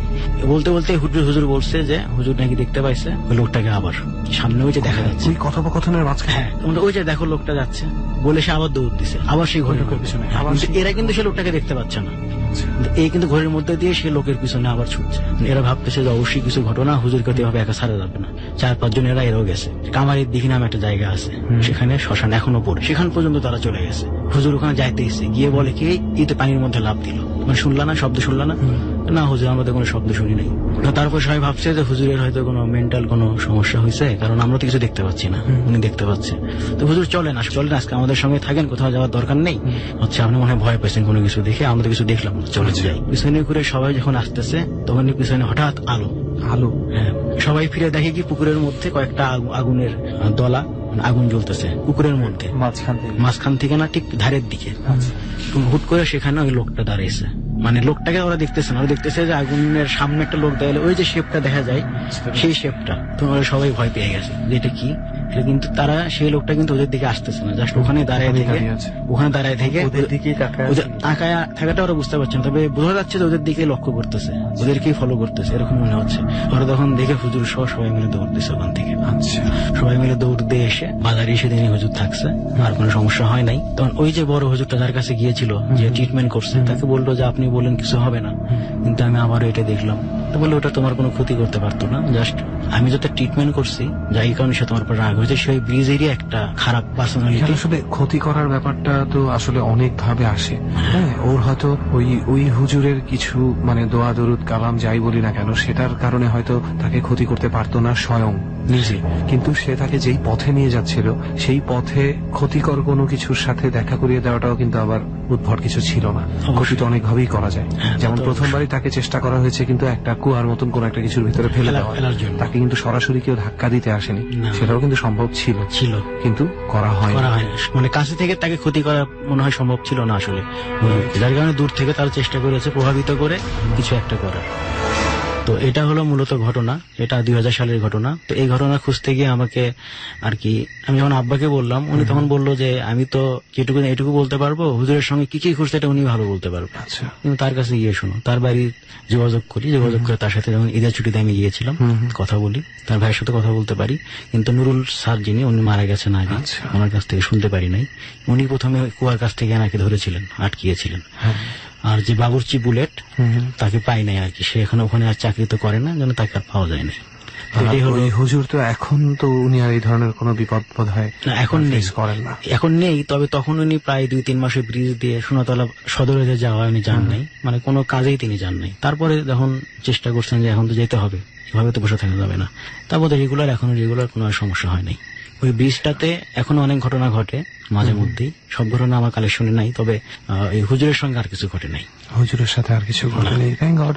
আসলে মানে আমরা যারা অনেক সাহস করি তাদের কিন্তু এতটুকু মনে রাখা উচিত যে এই মোহটা খুব ভয়ঙ্কর। এই মোহের মধ্যে যখন কেউ পড়ে যায়, একটা মানুষের যদি দৃষ্টি থাকে সোজা যে আমি সামান্য একটা গাছের আম দেখেও যদি আমি মোহতে পড়ে যাই যে ওই আমটা আমাকে নিতেই হবে, অথচ আমার মাথা থেকে কিন্তু এটা চলে যায় যে গাছটা কত উঁচু, আমি পড়েও যেতে পারি, ব্যথা পেতে পারি, কোন ডালে আছে, যেতে পারবো কিনা, নিতে পারবে। সেই কারণে আমাদের সবসময় ভূত প্রেত জিন অনেক পরের কথা, মানুষের ক্ষেত্রেও মোহটাকে এভাবে খেয়াল রাখা উচিত যে আমি মোহিত হয়ে একজনের কথায় আপ্লুত হয়ে বা একজনের স্টাইলে বা একজনের কথার উপর বিশ্বাস করে এমন কিছু যেন না করে ফেলি যেটা আমার বিচার বুদ্ধিকে ঝাপসা করে রাখবে। অবশ্যই আমাদের এই জন্য এটা থাকা উচিত। অনেকে ভাবে আমার অনেক সাহস, এটা করে ফেললাম আর কোনো সমস্যা নেই, বাট সবসময় আসলে এভাবে হয় না। তবে আমার খুব ইন্টারেস্ট হচ্ছে একটা ব্যাপারে, বুঝছি সুমন, আমার খুব জানতে ইচ্ছা করছে ওই বাচ্চাটাকে, ওই বাচ্চার রূপেই কেন আসলো 2 বার? বাচ্চাটা নিজে তাকে দাওয়াত দিতে গেল, বাচ্চাটা মাটি ফুঁড়ে বের হলো তার সামনে। এটা হুজুর যেটা বলেছে, হুজুর মানে বড় হুজুর যিনি, উনি কিন্তু ডিটেলস কারণটা বলেন নাই যে কেন, তবে উনি এটা বলছেন যে যারা এটা করেছে, যে ঘটনা ঘটেছে সবকিছু ব্রিজ সম্পর্কিত। উনি ব্রিজ দিয়ে কোনো কারণে হয়তো এসেছেন, কোনো সমস্যা হয়েছে এরকম কিছু, বা কোনো হয়তো ওদের সেটা ভালো লাগেনি, এই জন্য হয়তো তার পিছনে লেগেছে। তো বাচ্চাটা যাই হোক, এখানকার কিছু না, ওখান থেকে তার পিছনে ওখান লেগেছে। থেকেই কারণ বেসটা মূলত ওখানে। কারণ আমার আব্বা বা হুজুর যেটা বলছে যে সুদূর ইতিহাসে ওইখানে খারাপ কেউ মারা যাওয়া, সুসাইড করা, খুন করা এরকম কিছু ওখানে ঘটে নাই, ওই বাড়িটাতে ঘটে নাই। জাস্ট ওটা পরিত্যক্ত একটা কোয়ার্টার যেটা আগে ব্যবহার করা যদি কিছু হচ্ছিল। ঘটে থাকে ওই ব্রিজে ঘটেছে। ব্রিজে তো অনেক কিছুই ঘটে, এখনো ঘটে। যাই হোক, যখনই সুফল জানতে পারবে আমি আশা করছি ডট টিমের সাথে সেটা অবশ্যই শেয়ার করা হবে। এবং শুধু সুফলই কেন, যদি ডট টিমই না একবার সেই ব্রিজটাতে চলে যেতে পারে, সেটাই হয়তোবা কোনো এক সময় চলে যাব আমরা। দেখি ওখানে গিয়ে কিছু দেখা যায় কিনা, হয়তো দেখা যাবে আমাদের পাশেও গোল হয়ে বসে আছে অন্য কেউ, তাই না? আর আমার আরেকটা ঘটনা ছিল, আরেকটা ঘটনা ছিল, হ্যাঁ অবশ্যই আমরা সেই ঘটনাটাও জানবো। এটাও কি এই ব্রিজ রিলেটেড এটা নাকি অন্য সম্পূর্ণ কোনো? ভিন্ন প্লেস, ভিন্ন মানুষ। আচ্ছা, তো ফাইজুলের কাছ থেকে শুনবো আগে, তার কিছু স্টোরি এখনো শুনেনি ডট টিম, সেগুলো যদিও সুফলের স্টোরি বাকি আছে এখনো, তবে সেই ভিন্ন স্টোরিতে একটু পরেই যাই। ফাইজুল অনেকক্ষণ ধরে বসে আছে, তার কাছ থেকে আমরা শুনে নিই তার কি ঘটনা। আমার একটা স্টোরি হয়েছে, আমাদের বাড়ির পাশে একটা মাদ্রাসা আছে, আচ্ছা। এটা হচ্ছে কিন্ডারগার্টেন মাদ্রাসা, আচ্ছা, বাংলা ইংলিশ দুটোটাই পড়ায়। সো ওইখানে হঠাৎ করে দেখা যায় যে কিছু স্টুডেন্ট কথা বলে না ক্লাসের মাঝখানে, তারা বসে থাকে, স্যারের সাথে কথা বলে না, তারপর উদ্ভট আচরণ করে। এটা কি নিয়মিত ঘটনা? না, হঠাৎ করে, মানে নিয়মিত হঠাৎ করে ঘটনা। বলতে চাচ্ছি যে কয়েকদিন ধরে হ্যাঁ, টানা হ্যাঁ, ছুটতেছে। কয়েকদিন ধরে টানা চলতেছে। তো এরকম ঘটনাটা কি ঘটছে মানে যখন ক্লাস চলছে তখন, হ্যাঁ, ক্লাস- নাকি ক্লাস চলা ছাড়াও তারা এরকম এসে বসে থাকে? ক্লাস চলা অবস্থায় এটা সমস্যা। আলাদা গাম্ভীর্য হ্যাঁ, টের পাওয়া যাচ্ছে কয়েকজনের মধ্যে। তো তখন যে মাদ্রাসার হুজুর ছিল, হেড হুজুর ছিল, সে তাদেরকে কিছু সূরা কালাম পড়ে দিছে। ফু দেওয়ার পর তারা খুব উদ্ভট আচরণ শুরু করছে। যেমন একটা ক্লাস 4 এর পোলা কখনোই সম্ভব না একটা বড় বেঞ্চ এক হাত দিয়ে ফেঁকে মারা। আমার চোখের সামনে আমি দেখছি, সবাই আসছে এলাকার, যে এরকম ঘটনা ঘটতেছে যে ছেলেপেলেরা উল্টাপাল্টা আচরণ করে, একজনকে মারে, তারপরে আরেকজনের সাথে খুব বাজে বাজে বিহেভ করে। এটা দেখে আসছে, আমিও গেছি। যাওয়ার পর দেখি যে একটা বড় বেঞ্চ, যে বেঞ্চে বসে মানুষ, মানে স্টুডেন্টরা বসে, মানে 3 জন বা 4 জন বেঞ্চে, নিচে একটা বেঞ্চে লো বেঞ্চে বসে, উপরে হাই বেঞ্চ। হাই বেঞ্চটা এক হাতে ধরে ফেঁকা মারতেছে। আমি 4 এর বাচ্চা, 4 এর বাচ্চা, এবং ফিটনেস একদম মনে করেন তুমি নিজের চোখে দেখছো? নিজের চোখে আমার সামনে একজনই? একজন। ওকে। তো আমি তো এটা বিলিভই করতে পারিনি, এটা কিভাবে সম্ভব। তো এইরকম ঘটনার পরে বলে যে মাদ্রাসা অফ করে দাও, মাদ্রাসা আর পড়া লাগবো না, কেউ পড়তে পারবো না এখানে। তো সবাই তো সে এইভাবে ছুটি দেয়, এরকম ভাবে কয়েকদিন মাদ্রাসা ছুটি দেওয়ার পরে ওই একটা তো বোর্ডের আওতায় ওই মাদ্রাসাটা, বোর্ডের যে মেন, সে আসে একদিন, আইসা পুরো ডিটেলস করে জানতে পারে। সে তার কাছে অনেক এরকম জিন আছে, সে তাদের মাধ্যমে ইনফরমেশন পায় যে এইখানে যে ইয়াসিন সূরা পাঠ করে, যখন পাঠ করে তখন অপর সাইডে একটা বট গাছ আছে, ওই জায়গায় কিছু সাধু জিন আছে, তাদের শরীরে আগুন লেগে যায়। মানে এই সূরা কালাম তাদের খুব এফেক্ট করে। তো এই পড়াগুলোর করার জন্যই এই স্টুডেন্টদের উপর আক্রমণ করছে, কিছু জিন চালান করে দিচ্ছে যে এই স্টুডেন্টরা জানি উদ্যোগ ঘটনা করলে মাদ্রাসাটা বন্ধ হয়ে যায়। এইটাই মেন উদ্দেশ্য। সো এইরকম ভাবে ট্রিটমেন্ট করে হুজুরে ট্রিটমেন্ট করার পর দেখা যায় বাহিরে যায়, বাসায় যায়, বাসা পর্যন্ত তখন শুরু হয়ে যায়। দেখা যায় যে এক সময় রাতের বেলা উঠে কান্না শুরু করছে, উদ্ভব ঘটনা শুরু করছে এই বাচ্চারা। ওই বাচ্চাগুলো হ্যাঁ, তাদের ওই বাসায় বাচ্চাগুলো, গিয়ে হ্যাঁ, বাসায় গিয়ে এরকম সমস্যা। পরবর্তীতে কি হয় যে এখানে একটা সাধু আসে ইন্ডিয়া থেকে আসার পর ওই সাধুটা কিছুদিন ওখানে সাধন করে চলে যায়, কিন্তু এখানে কিছু জিন সাধু থেকে যায়, তারা এই জিনগুলারে চালান করে, এই মাদ্রাসা বন্ধ দেওয়ার জন্য অ্যাটাম্প করে। পরবর্তীতে হুজুরে অনেক মানে করে দেয় যে যাদের সাথে এই ঘটনাগুলি ঘটছে, তারা যারা তুলা রাশি আছে বাচ্চাগুলো, তাদের উপর এই আক্রমণ করে। এটা কি মানে পরবর্তীতে খুঁজে বের করে অ্যানালাইজ করে দেখা হ্যাঁ, গেছে হ্যাঁ, যে শুধুমাত্র যারা তুলা রাশির জাতক হ্যাঁ, হ্যাঁ। তাদের ক্ষেত্রেই অ্যাবনর্মাল ঘটনা নর্মাল ঘটনা। তো তাদের মাসাই করে কি তাদেরকে মানে দেওয়া হয়, ছুটি দেওয়া হয় যে তোমরা বাসায় থাকো, তোমরা আইসো না এখানে, প্রবলেম শেষ হওয়ার পর্যন্ত। তো তারপরে দেখা যায় বাচ্চারা অনেক সময় আইসা ঝামেলা শুরু করে দেয়। তারপরে আস্তে আস্তে এই কাহিনীগুলো ঘটতে ঘটতে পরবর্তীতে জিনগুলাকে আটক করা হয়েছে, অনেক কষ্ট হয়েছে, প্রায় 1-1.5 মাস 2 মাস মতো মনে করেন টাইম লাগছে এগুলো সব। এবং কতদিন পর্যন্ত এই ধরনের ঘটনা এই মাদ্রাসায়? এবং শুধু আমাদের ওই নবাবগঞ্জে এটা ম্যাক্সিমাম মানুষই এটা জানে, যারা মোটামুটি। কারণ যেহেতু তুমি নাম বলতে চাচ্ছ না ফাইজুল, আমি ধরেই নিয়েছি যে নবাবগঞ্জের যথেষ্ট নাম করা একটা মাদ্রাসা এটা, যেটা নাম বললেই যেমন আমরা একটা এলাকায় বলি যে এখানে নামবো রিক্সাওয়ালাকে, ওভাবেই বোধহয় মাদ্রাসাটা সবাই চিনে। জি, এই কারণে নাম বলতে যাচ্ছি। এইটাই ছিল কি সেই মাদ্রাসার ঘটনাটা? হ্যাঁ, ফাইজুল, এখানে রেহান একটা জিনিস কিছুদিন আগে, আমি জানি না তুই দেখেছিস কিনা, আমি খুব সম্ভবত 2-3 মাস আগে একটা ঘটনা আমি কোন একটা পত্রিকায় পড়েছি। আচ্ছা, দার্জিলিং এর একটা স্কুল আছে, ঘটনা এমন ঘটছে কি যে দুপুরবেলা হঠাৎ স্কুলের একটা সেকশনের পুরো বাচ্চারা উদ্ভট আচরণ শুরু করে এবং এটা আস্তে আস্তে মানে 1-2টা বাচ্চা থেকে সবার মাঝে ছড়ায় যায় এবং একটা ভৌতিক পরিবেশ এলাকাতে ছড়ায় যায় যে এখানে ভৌতিক একটা কিছু আছে এই স্কুলের মধ্যে। এটা পুরো সেকশনের বাচ্চাদের মধ্যে ছড়ায় যায়। তো একটা পর্যায়ে এমন হয়েছে কি পুরো স্কুলটা বন্ধ পর্যন্ত করে দিয়েছে কিছুদিনের জন্য। এরপরে হয়তো বা খুলেছে কিনা আমি জানি না, কিন্তু আমি যখন পর্যন্ত জেনেছি স্কুলটা এই ঘটনায় এত সিরিয়াস গেছে যে গার্ডিয়ানরা পর্যন্ত বাচ্চাদেরকে স্কুলে পাঠানো বন্ধ করে দিয়েছে। আসলে মানে আমাদের এখন মানে পৃথিবীটার অবস্থা এমন হয়ে গেছে বুঝছিস, যে মানে আমরা প্রশ্ন করলে হয়ে যাই নাস্তিক, বেশি প্রশ্ন করলে হয়ে যাই অতি চালাক, এই ধরনের কিছু। কিন্তু এই যে দার্জিলিং এর স্কুলে যে ঘটনাটা ঘটেছে, ওনারা কিন্তু আমাদেরকে জ্ঞান থেকে দূরে রাখলেন, ব্যাপারটাকে লুকিয়ে। এই মাদ্রাসায় যে ঘটনা ঘটেছে, এই ঘটনাটা কেন ঘটেছে এটা যদি আমরা ঘাটায় দেখতে পারতাম যে এই কারণে এই জিনিসটা, এই এফেক্টটা হয়েছে, তখন কিন্তু আমাদের জ্ঞান বাড়তো। আর জ্ঞান যত বাড়তো আমাদের মনের জোর বাড়তো। এই যে বাচ্চাদের সাথেই ভৌতিক ঘটনা অনেক সময় ঘটে, আমরা বাচ্চা রূপে দেখতে পাই ভৌতিক অনেক কিছু। সুফলের গল্প তো একটু আগে আমরা একটা বাচ্চাকে পেয়েছি। এই বাচ্চা রূপে কেন এসেছে? ভয়ঙ্কর একটা রূপে আসলে একটা মানুষ অ্যাকসেপ্ট করতে পারতো না। একটা বাচ্চা রূপে এসেই কিন্তু ভয় দেখানো সম্ভব হয়েছে। বাচ্চা বলেছে বলেই কিন্তু হুজুর চলে গেছে দাওয়াত খেতে। আবার একটা বাচ্চার মনের ভয় বেশি থাকে বলেই তাদের উপরে এফেক্টটা বেশি হয়। সো মনের জোরটা থাকলে অনেক কিছু ইয়ে হয়। আর ওই মাদ্রাসায় যে ঘটনা ঘটেছে, আমি চাই ফাইজুল যে যেভাবে হোক তুমি যদি কোনোভাবে জানতে পারো যে মূল ব্যাপারটা কি, তাহলে আমাদেরকে জানাবে। জি অবশ্যই, তা তো আমরা জানাবো। ওকে দেন। আর এছাড়াও আরেকটা ঘটনা মনে হয় তোমার ছিল। জি, আমাদের বাড়ির পাশে, মানে বাড়ির পাশে বলতে একটু দূরে একটা বিল আছে। বিলের মাঝখানে একটা ভিটা আছে, বলে ভিটা। তো ওইখানে মানুষে যায়, আশেপাশে যায়, চলাফেরা করে। এক সময় ওইখানে বসতি ছিল, অনেক আগে, কিন্তু এখন বসতি নেই।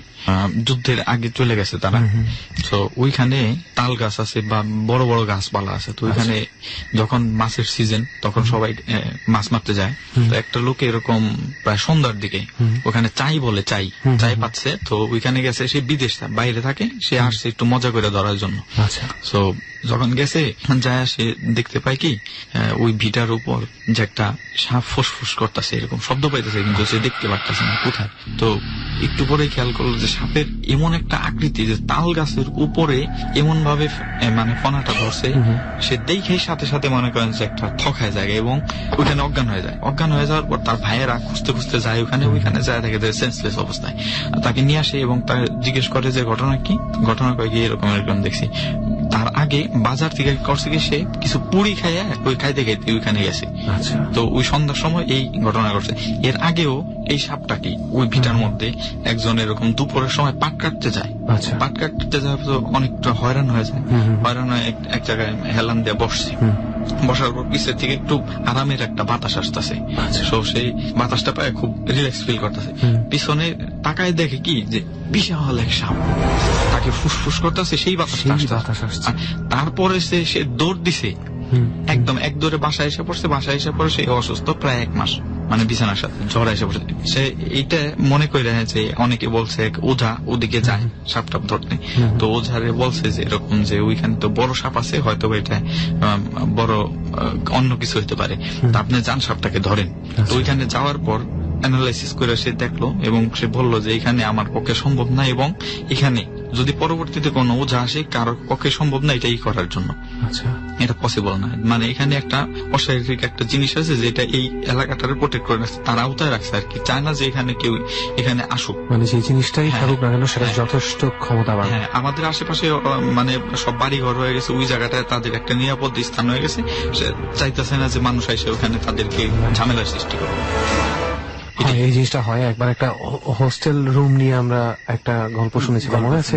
যে 2টা বেড অনেকদিন ধরে খালি ছিল, কিন্তু পরবর্তীতে যারা থাকতে আসে তারা জায়গাটাকে নোংরা রাখায় তাদেরকে বিভিন্ন ভাবে ভাগানোর চেষ্টা করে। এটা খুলনা বিশ্ববিদ্যালয়ের কোনো একটা ঘটনা হতে পারে। এক্স্যাক্টলি।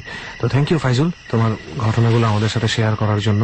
এখনো আরো কিছু ঘটনা আমাদের অতিথিদের মধ্যেই বাকি আছে, তবে যেহেতু কথা দিয়েছে সুফলকে যে ফাইজুলের পরে সুফলের কাছ থেকে তার ছোট্ট ঘটনাটা শুনবো, তাই একটু সুফলের কাছ থেকে হয়ে আসি। সুফল, ঘটনাটা হচ্ছে আমার একটা ভাইয়া ছিল, জাস্ট রিলেটেড, এমনিতেই পরিচিত, একই শহরে থাকতাম, পাশাপাশি পরিচয় হতো। তার নাম ছিল রানা। ওনার বাড়িটা ছিল হচ্ছে বগুড়ার কোরপুর গ্রামে। ওনার যে ঘটনাটা, ওনার নানাকে ভর্তি করা হয় বগুড়া শহীদ জিয়াউর রহমান মেডিকেল কলেজ হাসপাতালে। আচ্ছা। তো সেই হাসপাতালে ভর্তি করানোর সময় ওনাকে থাকতে হতো সেখানে। উনিও থাকতেন, ওনার ছোট ভাইয়া থাকতো। যেদিন ঘটনা সেদিন উনিই ছিলেন। আচ্ছা। নানাও ছিল খুব অসুস্থ, মানে মুমূর্ষ প্রায়। আচ্ছা। সবাই যখন ওনার মা খাওয়ায় দেয় চলে গেছে বাড়িতে, বাড়িতে বলতে গ্রামের বাড়িতে না, সবাই ওনার আত্মীয় আছে সেখানে চলে গেছে। ইনি শুধু সেদিন ওখানে ওনার নানার সাথে আছেন। আচ্ছা। ওনার একটু সিগারেট খাওয়ার অভ্যেস ছিল, তো উনি মাঝে মধ্যে এর আগেও বের হয়েছে বেশ কয়েকবার, কিন্তু রাত যখন গভীর হয়েছে 11:30-12টা, তখন সিগারেট খাওয়ার জন্য ওনার নানার বেড থেকে হাসপাতালের বাইরে ফাঁকায় চলে এসেছে। নিচে এসে উনি সিগারেট খেতে খেতে একটু পায়চারি করতেছে। তো সেই হাসপাতালের পিছনের দিকে যেখানে কোয়ার্টার, মানে ছাত্ররা থাকে, যেখানে স্টুডেন্টরা থাকে, তার পাশে একটা বিল্ডিং, দোতলা বিল্ডিং, ছোট। সেখানে ওদিকে উনি হাঁটতে হাঁটতে গিয়েছেন। যাওয়ার পর ওনার মনে হলো যে বিল্ডিং এর কলাপসিবল গেট দিয়ে কোনো একটা মেয়ে ঢুকলো সেই বিল্ডিং এর মধ্যে, যেখানে ছাত্রছাত্রীরা থাকে। ওইটাতে না, তার পাশে আর একটা বিল্ডিং আছে। আচ্ছা। তো ওনার মনে হলো যে ওখানে উনি ওই বিল্ডিংটা সম্পর্কে কতটা আইডিয়া নাই, তো ওখানে যে কি ছাত্ররা থাকে না এটা উনি জানতেন, কিসের বিল্ডিং এটা উনি তখন জানতেন না। তারপর সেই বিল্ডিং এ উনি কাছে গেলেন, দেখলেন কেউ ঢুকলো। ওনার সাহস ছিল, আমি ভাবলেন দেখি তো কে এর মধ্যে এত রাতে গেল। তুমি যখন কলাপসিবল গেট দিয়ে ঢুকলেন তখন দেখলেন বিল্ডিং এর আরেক মাথায় মেয়েটাকে দেখা গেল। সে এক মুহূর্তের জন্য দেখা গেল সে যেন সিঁড়িতে উঠলো। আচ্ছা। তিনি তখন দৌড়ে সেই মাথায় গেলেন, কিন্তু মেয়েটাকে দেখলেন, ততক্ষণে মেয়েটা উঠে গেছে। তো উপরে তিনি শব্দ পাচ্ছেন যে কেউ হাঁটাহাঁটি করতেছে। তখন উনিও উপরে উঠে চলে গেলেন। যাওয়ার পর দেখলেন যে এমনটা যেন যে মেয়েটা ওনার জন্য ওয়েট করতেছিল ওই দরজার কাছে। উনিও উঠলেন, মেয়েটাও ওনার দিকে এক মুহূর্তে তাকিয়ে ঢুকে গেল, ঘরের মধ্যে ঢুকে গেল। তখন উনি চিন্তা করলেন কি যে কে মেয়ে, এই মেডিকেল কলেজের কোনো স্টুডেন্ট কিনা, এখানে এত রাতে এসেছে, বা কি ঘটনা আমি দেখবো। উনি তখন এই ঘরের মধ্যে ঢুকলেন, দরজা খোলা। ঢুকলেন, ঢোকার পরে তিনি, মানে ওনার কাছে তখন বাইরে তো আলো ছিল বিভিন্ন হাসপাতালের, এখানে ওখানকার আলো, কিন্তু ভেতরে ঢোকার পরে পুরাই অন্ধকার, ঘরের মধ্যে কিচ্ছু দেখতে পাচ্ছেন না। ওনার পকেটে মোবাইলটা ছিল, মোবাইলটা উনি বের করলেন। বের করে যখন দেখেন যে না, এই ঘরে তেমন কিছুই নেই, কিছু ফাঁকা বেড আছে, হ্যাঁ, আর কোনো মানুষই এই ঘরের মধ্যে নেই। তুমি একটু ভয় পাইলেন যে এত রাতে আমি তো মনে হয় একটু বেশি করে ফেললাম, আশাটা ঠিক হয় না। উনি তো ওই ঘরের ভিতরেই ঢুকতে দেখেছেন, ওই ঘরের মধ্যে ভেতরে, অথচ ওই ঘরে তো আর কোনো এক্সিট নেই, আর কোনো এক্সিট নেই, একটাই দরজা। যে দেখছে সব ফাঁকা, অন্ধকার, কিছু ভাঙা বেঞ্চ আছে, কিছু বেড আছে। তো উনি করছে কি, তখন ওখান থেকে বের হয়েছে, বের হয়ে দেখে যে আরেক দরজার কাছে মেয়েটা দাঁড়িয়ে আছে, আরেকটা ঘরের, সেই দরজাটাও খোলা। আচ্ছা। সেই দরজাটা আগে খোলা ছিল না, একটু আগে পাল্লাটা খোলা। ওখানে গেলেন, ওখানে গিয়ে মেয়েটা তার আগে আবার ঢুকে পড়েছে ঘরের মধ্যে। উনি আবার ঢুকলেন, ঢুকার পরে দেখলেন যে এখানে ঘরটা ফাঁকা, কিচ্ছু নাই, কিন্তু কালো কালো দাগ দেখা যায়, মানে ছোপ ছোপ রক্ত, এরকম মনে হচ্ছে, পুরাতন রক্ত। মানে অন্ধকারে যতটুকু বোঝা যায় ওনার কাছে এরকম মনে হচ্ছে মোবাইলের লাইটে। উনি তখন করছে একটু ভয় পেয়েছে, ভয় পেয়ে মানে দৌড়ে নিচে আসছে যে আমি চলে যাই এখান থেকে, থাকবো না। নিচে যখন আসতে নিছে, সিঁড়িতে যখন নামছে, তখন মেয়েটা একদম তার সামনে। সুন্দরী একটা মেয়ে, সাধারণ কাপড়, কিন্তু দেখতে সুন্দর, কিন্তু চোখ মুখ কিছু স্বাভাবিক না, মানে মানে মাতালের মতো, উদ্ভ্রান্তের মতো, উম্মাদের মতো তার দিকে তাকায় আছে। উনি এই জিনিসটা দেখে খুব ভয় পাচ্ছেন। হতে হতে মেয়েটা করছে আস্তে আস্তে তার দিকে আগে আসতেছে, ধীরে ধীরে, মানে মনে হচ্ছে একটা মোহের মধ্যে তাকে ফালাইয়া। তিনি শুধু দেখতেছেন মেয়েটা আসতেছে আমার দিকে, কিন্তু কি করবেন এটা বুঝতে পারছেন না, ক্ষমতা নেই সরার। তিনি বুঝতে পারছেন যে এটা বিপদের কারণ, এটা স্বাভাবিক কোনো কিছু না। ওনার কি যেন তখন মনে হয়েছে, ওনার হাতে সিগারেটটা ছিল, ওটা সামনে উনি বাড়াই দিছে হুট করে মেয়েটার দিকে। তখন মেয়েটা উধাও সামনে থেকে, তৎক্ষণাৎ সে উধাও হয়ে সিগারেটটা সামনের দিকে দেওয়া মাত্র মেয়েটা উধাও হয়ে গেছে। উধাও হয়ে যাওয়ার পর উনি দৌড়ে কলাপসিবল গেটের কাছে এসে দেখেন গেটটা তালাবদ্ধ। এই গেট দিয়ে উনি ঢুকেছে, গেটটা তালাবদ্ধ। অনেকক্ষণ উনি ওখানে, আর তো কোনো কিছু যাওয়ার রাস্তা নাই, আর কোনো দিক দিয়ে এক্সিট না, একটাই এক্সিট। আর যে বারান্দায় সব গ্রিল লাগানো, ওটা আমিও দেখেছি। বিল্ডিংটা অনেক সময় যাইতে হয়েছে হাসপাতালে, ওখানে অনেক হইচই করছেন উনি, কলাপসিবল গেট ধরে ঝাঁকাঝাঁকি করেছেন। তখন ওই যে গার্ড ছিল তারা এসছে, আপনি এর মধ্যে কিভাবে, এই খোলা ছিল এটা, না এটা তো খোলা থাকার কথাই না, চাবি তো আমাদের কাছে থাকে, আমাদের কাছে বলতে হাসপাতাল কর্তৃপক্ষের কাছে থাকে, তো আপনি ঢুকতে পারবেন এর মধ্যে। তো আমাকে বের করেন, তখন তারা চাবি এনে তাকে বের করছে। বের করে বলছে যে আপনি যেখানে গেছেন, এটা আসলে যখন অনেক লাশ আসে, অ্যাক্সিডেন্ট হয়, দুর্ঘটনা, তখন কিছু লাশ মানে হাসপাতাল থেকে এক্সিট করার আগে এখানে রাখতে হয়, এই বিল্ডিং এ আমরা অনেক সময় রাখি। এটা আগে অন্য কাজে ব্যবহৃত হতো, কিন্তু এখন এই কাজে ব্যবহৃত হয়। ফাঁকা থাকায় এখানে মানে যে লাশগুলো কিছুক্ষণের মধ্যে নিয়ে যাওয়া হবে, মর্গে না রেখে এই বিল্ডিং এ টেম্পোরারি রাখা হয়। এক্সট্রা লাশ অনেক সময় দেখা যায়, অনেকগুলো মারা গেছে অ্যাক্সিডেন্ট করে, কোনো দুর্ঘটনায় যদি এই ধরনের ঘটনা ঘটে। এই কাজের জন্য এখন এটা ব্যবহার করা হয়। তখন উনি অনেক ভয় পাইছে। আচ্ছা, উনি যখন ওখানে ছিলেন তখনও কি ওই বিল্ডিং এ কোনো লাশ ছিল না? না, তখন কোনো লাশ রাখা ছিল না। তার আগে রাখছে, অনেক হয়তো পরেও রাখছে, তো ওই সময়টাই ছিল। তো তারপরে উনি করলেন কি, এর কিছুদিন পরে ওনার নানা মারা যায়। মারা যাওয়ার পর তো ওনারা চলে যায়, ওই হসপিটালেই মারা যায়। হসপিটালে মারা যায়। অসুস্থ ছিলেন তো, এটা স্বাভাবিক মৃত্যু এটা। তো মারা যাওয়ার পর ওনারা যখন বাইরে চলে যায়, সেখানে যে ঘটনাটা ঘটে, উনি কিচ্ছু খাচ্ছিলেন না। আচ্ছা, 3-4 দিন হলে কোনো বাড়ির খাওয়া খাচ্ছিলেন না, শুধু ঘরের মধ্যে শুয়ে থাকতেন। কিন্তু তাকে দেখে দুর্বল বা ক্ষুধার্ত এরকম মনে হচ্ছিল না। তাকে কোনো প্রশ্ন করলে উত্তর দিতেন না। উনি আমাদেরকে যেটা বলছে, ওই সময়টা আমার কি হয়েছে আমি ওইভাবে আমি ডিটেলস বলতে না পারলে আমার মায়ের কাছ থেকে, আমার চাচার কাছ থেকে আমি শুনছি। তারা যেটা বলছে আমি নাকি খাইতে পারছিলাম না, বাইরের কোনো জিনিস দেখলে আমার রাগ হতো, আচ্ছা, ভাত দিলে আমার রাগ হতো। অথচ আমার পেট সবসময় ভরা থাকতো, ক্ষুধার্ত থাকতো না। কেন হতো আমি জানতাম না। তো স্বপ্নে দেখতাম যে আমি খাচ্ছি অনেক ভালো ভালো খাবার, তার এটা মনে হতো। তো এখন তার যে চাচা, উনি বলছে যে এর সঙ্গে আজকে রাতে আমি থাকবো, কি হয় না হয়, কোনো ভৌতিক কোনো জিনটিন কোনো আসর করছে কিনা দেখা দরকার। থাকছে, শুইছে, তখন হচ্ছে ওর চাচাকে নাকি উনি ওই গল্পটা বলছে যে আমি তো এরকম বগুড়া মেডিকেলে এরকম একটা মেয়ে, এই ঘটনা। আচ্ছা, আমার চাচা বুঝতে পারছে যে এটা অ্যাট্রাক্টেড হয়ে গেছে। বোঝার পরে বলছে ঠিক আছে, সমস্যা নেই, আমি তোর সাথে আসি, তোর কোনো ভয় করিস না। রাতে দুজনে ঘুমাইছে। রাতে হুট করে চাচার ঘুমটা ভেঙে গেছে। আচ্ছা, ভেঙে যাওয়ার পরে দেখে যে মানে বসে থাকা অবস্থায় কেউ একজন উঠে উঠে আস্তে আস্তে দাঁড়াচ্ছে। ওনার ভাতিজা যে পাশে, মানে রানা ভাই যে পাশে আছে, ওই পাশে নাকি একজন দাঁড়াচ্ছে উঠে। তার পাশে আরেকজন, রানা ভাই বিছানার যে পাশে আছে, মানে ওখান থেকে তার পাশে একজন দাঁড়াচ্ছে। উনি বুঝতে পারছে এটা মহিলা, একটা মেয়ে মানুষের বুঝতে পারছে ঘটনা টের পাইছে, এটা অবশ্যই খারাপ কিছু হবে। তখন মেয়েটা করছে কি, হুট করে ওখান থেকে ওই রানা ভাইকে টপকায়া তার দিকে এরকম হাত দিছে, মানে তার দিকে মানে গলা চিপে ধরবে এরকম একটা অবস্থা। এবং সেই ভয়ঙ্কর চেহারা, ওনার ভাতিজা যে বর্ণনা, রানা ভাই যে বর্ণনা ওনাকে দিয়েছিলেন, সেই ওরকমই চেহারা, ওনার দিকে মানে মানে খেয়ে ফেলবে এরকম একটা অবস্থা ওনার দিকে আসতেছে। এ সময় উনি লাফ দিয়ে উঠছে, লাফ দিয়ে উঠে এক দৌড়ে ছুটে দরজা খুলে বের হয়ে গেছে। ওনার সঙ্গে সঙ্গে ওই রানা ভাইয়েরও সজাগ হয়েছে, ঘুম ভাঙছে।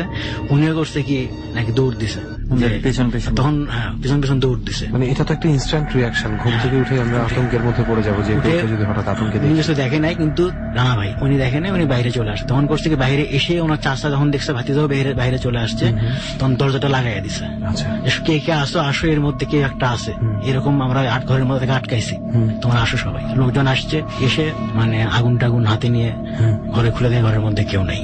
ওনারা তখন বুঝতে পারছে ঘটনা খারাপ, এটা তো আসলে খুব সিরিয়াস হয়ে গেছে। তখন তারা স্বাভাবিক ভাবে একটা হুজুরের শরণাপন্ন হয়েছে। তো হুজুর বলছে যে এটা তো বিপজ্জনক জিনিস, তোমরা এটা তো কিছু করতে পারবা না। আর আমিও ওখানে গিয়ে আসলে ও যদি বুঝতে পারে আমি ওখানে যাচ্ছি ট্রিটমেন্ট করতে, তাহলে এটা আরো সমস্যা করবে। আরো মানে রাগান্বিত হয়ে যেতে একটা পারে। ইনজেকশনের সিরিঞ্জ জোগাড় করো, এর মধ্যে আমি কিছু পরা পানি দেবো, আর পাশে যে থাকবে সে দূর থেকে পুশ করে দেবে এই পানিটা তার শরীরে, যদি মেয়েটাকে আবার দেখা যায়। আচ্ছা, এটা যেন মেয়েটার শরীরে পুশ করে দেওয়া হয়। ওটা হলো একটা জিন, তো লাশের ঘরে এসে থাকতো। সে অনেক সময় খারাপ জিন তো, রক্ত এগুলো সে খাইতো। এখানে যাওয়ার পরে এর সাথে শয়তানি শুরু করছে, আর কিছুই না। এ নিজেই একে খাওয়াচ্ছে, কিন্তু সেই খাওয়াগুলোর জন্য ক্ষতি করে। যখন এটা খাবে না, আর তখন তার শরীর স্বাস্থ্য সব খারাপ হয়ে যাবে, সে বাইরের খাবারও খাইতে পারবে না। দ্রুত এটা ট্রিটমেন্ট করা দরকার। তখন পানি পরে সিঞ্জের মধ্যে দিয়ে দিছে। ওনার চাচা আর সাহস পায়নি থাকার, তখন করছে কি, ওনার দুঃসম্পর্কের একটা আত্মীয়, ওনার আবার খুব সাহস। হ্যাঁ, উনি করতেন কি, ওই বেশিরভাগ সময়কার রাতের বেলা ওনার জমি পাহারা দিয়ে বাইরে থেকে, মানে বাইরে মেশিনের ঘরে থাকতে, এরকম খুব সাহস। সে লোকটাকে বলছে যে আপনি একটু থাকেন, আজকে এই কাজটা করতে হবে আপনাকে। তো উনি থাকছে, থাকার পরে সেই সেম দৃশ্য, রাতের বেলা ওই মেয়েটা আবার দাঁড়াচ্ছে। দাঁড়ানোর পরে যখন মানে এনার দিকে, কিন্তু খুব সাহসী, সবাই তো জানে যে ইনি পারবেন, ইনিও করতে ওই মেয়েটার চেহারা দেখে সিনিস মিনিস ফালাইয়া দৌড় দিছে। কিন্তু তখন আর ওই রানা ভাই দৌড়াতে পারে নাই। তখন আমাদের ঘুম ভাঙেনি কারো, রানা ভাইয়ের ঘুমটা তখন ভাঙে নাই। ভাঙে নাই বলতে ইচ্ছা এর কারণে ভাঙে নাই, ওই যে খারাপ জিনিসটা এই তাকে করছে কি, তখন ক্ষতি করার জন্য অজ্ঞানের মতো করে রেখেছিল আর কি। তখন ইনি দেখলাম যে আমি বের হয়ে আসলাম, আজকে তো বের হলো না, এর আগে নাকি সেও বের হয়েছিল, বিপদ অবশ্যই হয়েছে। ওখানে গিয়ে দেখে যে একদম মানে চোখের নিচে কাল শিটে পড়ে গেছে, ঘরের মধ্যে কেউ নাই। একটু আগে সুস্থ একটা মানুষ ছিল, সুন্দর, সে স্বাস্থ্যটা তার নাই, হঠাৎ করে যেন মুহূর্তের মধ্যে কেমন মানে কয়দিনের না খাওয়া এরকম হয়ে গেছে। এটা দেখে ওনারা বুঝতে পারছে যে এগুলো যা ছিল সব ফেক ছিল।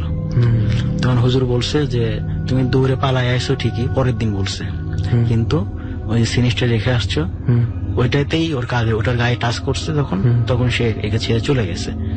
আর এভাবে যদি আরো কিছুদিন অন্তত 3-4 দিন যদি এরকম থাকতো তাহলে এই কাজ তোমার বাঁচাতে পারতো না। এখন আমার কাজ শেষ, তোমরা এখন হাসপাতালে নিয়ে যাও, ডাক্তারের কাজ এখন বাকিটা, কারণ আমি তো আর এর চিকিৎসা করতে পারবো না। তখন ডাক্তারের কাছে নিয়ে গিয়ে উনি এখন সুস্থ। গত পরশু তার সাথে আমার কথা হলো, আমি বললাম যে আপনার কাহিনী আমি বলবো, তো বলো কিন্তু দেখার জন্য ক্ষতি না হয় আমার, একটু ভয় পাইছে আর কি, কারণ ওনার সাথে উনি ভিকটিম, তো বুঝতে পারছি এটা খুবই স্বাভাবিক। যাদের সাথে ঘটে এইসব বিষয় নিয়ে তারা খুবই বেশি একটু সেন্সিটিভ থাকে। ওনার শরীরের উপর অনেক ধকল, প্রায় 1টা বছর গেছে ওনার শরীরটা আপনার নতুন করে আবার সুস্থ হইতে। তো এই হলো ঘটনা ওনার সাথে আর কি। ওকে মামুন, আরো একটা ঘটনা আপনি বলতে চেয়েছিলেন। আমার আরেকটা ঘটনা আছে, প্লিজ আমরা সেই ঘটনাটা শুনে ফেলি। ঘটনাটা প্রায় 1 বছরের মতো আগের ঘটনা। আমি ঢাকা থেকে বাড়ি গেলাম, তো বাড়ি যাওয়ার পরে বিকালে আমি সাধারণত বাড়ি গেলে বের হই এলাকা ফ্রেন্ডের সাথে দেখা করার জন্য বা একটু ঘুরতে বের হই আর কি।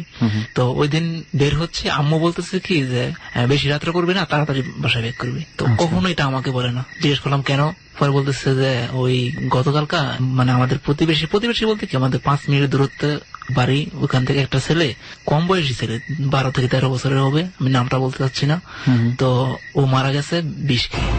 আচ্ছা, তো ও আমাদের বাড়িতে যাওয়ার রাস্তার পাশে কবরটা দিছে। তো এই কারণে সবাই মানে সন্ধ্যার আগেই বাড়িতে ব্যাক করার চেষ্টা করে, নতুন কবর তো, যাতে তাছাড়া আবার অপমৃত্যুর ঘটনা, আবার বিষ বা ফাঁস এইগুলো কিন্তু অন্যরকম মৃত্যু, তো এই কারণে আর ভয়টা একটু বেশি। তো আমাকে আগেই বলে দিচ্ছে যে সন্ধ্যার আগেই যেন আমি ফিরার, সন্ধ্যা হলেও যেন বেশি দেরি না করি। তো আমি গেছি এলাকা ফ্রেন্ডের সাথে দেখা করলাম, আড্ডা দিলাম। তো আড্ডা দিতে দিতে অনেক রাত্র হয়ে গেছে, প্রায় 10টার উপরে হয়ে গেছে। তখন আমি চিন্তা করলাম যে আম্মু তো বলে দিচ্ছে যে এরকম বলো না, আমি এখন বাড়ি যাবো কিভাবে, তো এখন যেতে তো হবে। তো আমি আসলাম, আসার পথে এটা একদম আমাদের বাড়ির কাছেই, ওই কবরটার পিকচারও আমি সংগ্রহ করছি।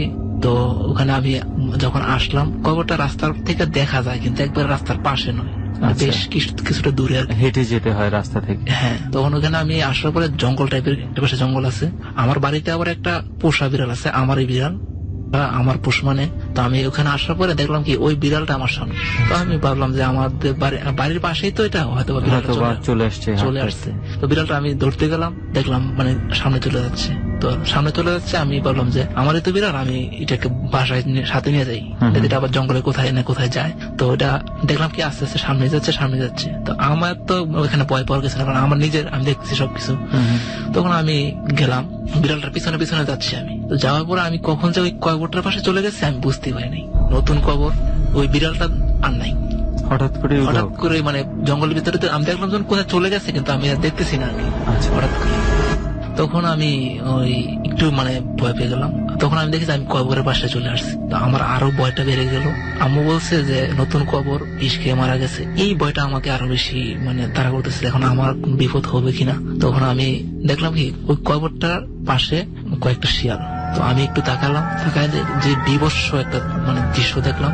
এই দৃশ্যটা দেখার জন্য আমি মোটেও প্রস্তুত ছিলাম না। কিরকম দৃশ্য? ওই দৃশ্যটা হচ্ছে যে নতুন কবর তো, কয়েকটা শিয়াল আইসা কবর থেকে ওই লাশটা উঠাই ফেলছে, এবং শুধু উঠাই ফেলছে ওইটা ওরকম যে নতুন কবর মানে অনেক সময় উঠাই ফেলে, ওইটা ওইরকম ছিল। দেখা যাচ্ছে লাশটার মাংস শিয়ালগুলো কামড়ে কামড়ে খাচ্ছে। আমি মানে প্রচুর পরিমাণে ভয় পেয়ে গেলাম তখন। তো ওইটা কি হলো, আমার বিড়াল কোথায় গেল আর আমি এখন কোথায় আছি, আমি কি দেখতেছি এসব। তখন ওখান থেকে আমি মানে আস্তে আস্তে ব্যাক করার চেষ্টা করলাম। আমাকে দেখে ওই শিয়ালগুলো আবার মানে এদিক সেদিক তাকাচ্ছিল, মানে লাশটা যে খাচ্ছিল ওইটা আর মানে খাওয়াটা অফ করে দেয়া, মানে শিয়ালগুলো এদিক সেদিক করতেছিল। আমি আরো ভয় পাচ্ছি।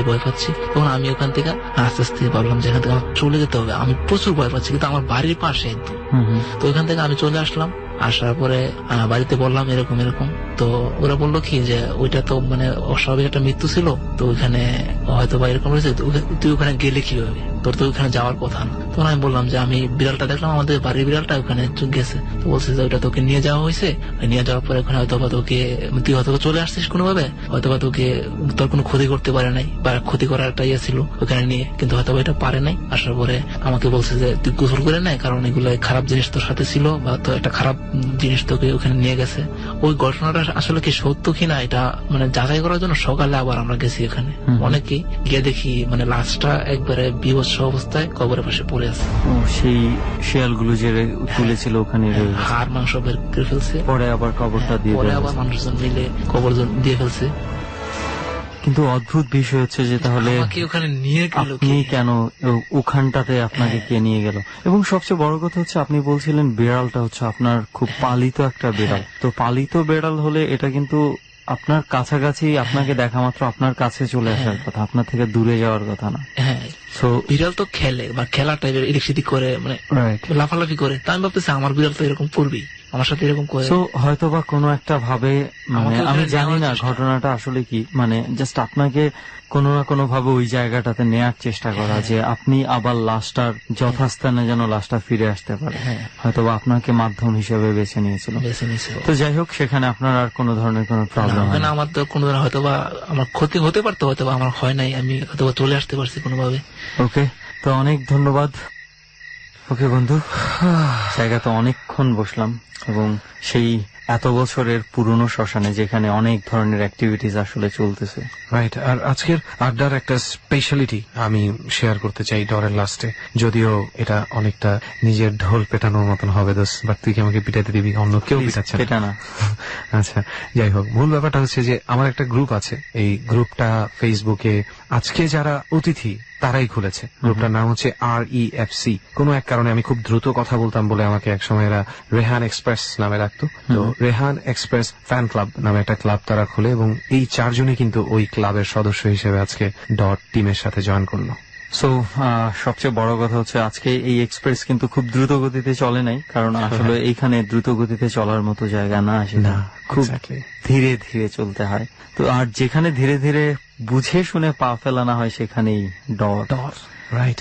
তো thank you very much Swapan, Mamun, Sufal, Faizul, সবাইকেই অনেক ধন্যবাদ আমাদের সাথে জার্নিতে আসার জন্য, এবং স্পেশালি মামুন আর স্বপনকে ধন্যবাদ আমাদের সাথে এত সুন্দরভাবে আমাদেরকে আপ্যায়ন করার জন্য এবং আমাদেরকে অ্যাকসেপ্ট করার জন্য।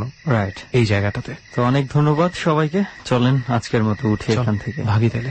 ডর মানে ভয়। শেষ হয়ে গেল আজকের মতো ডর।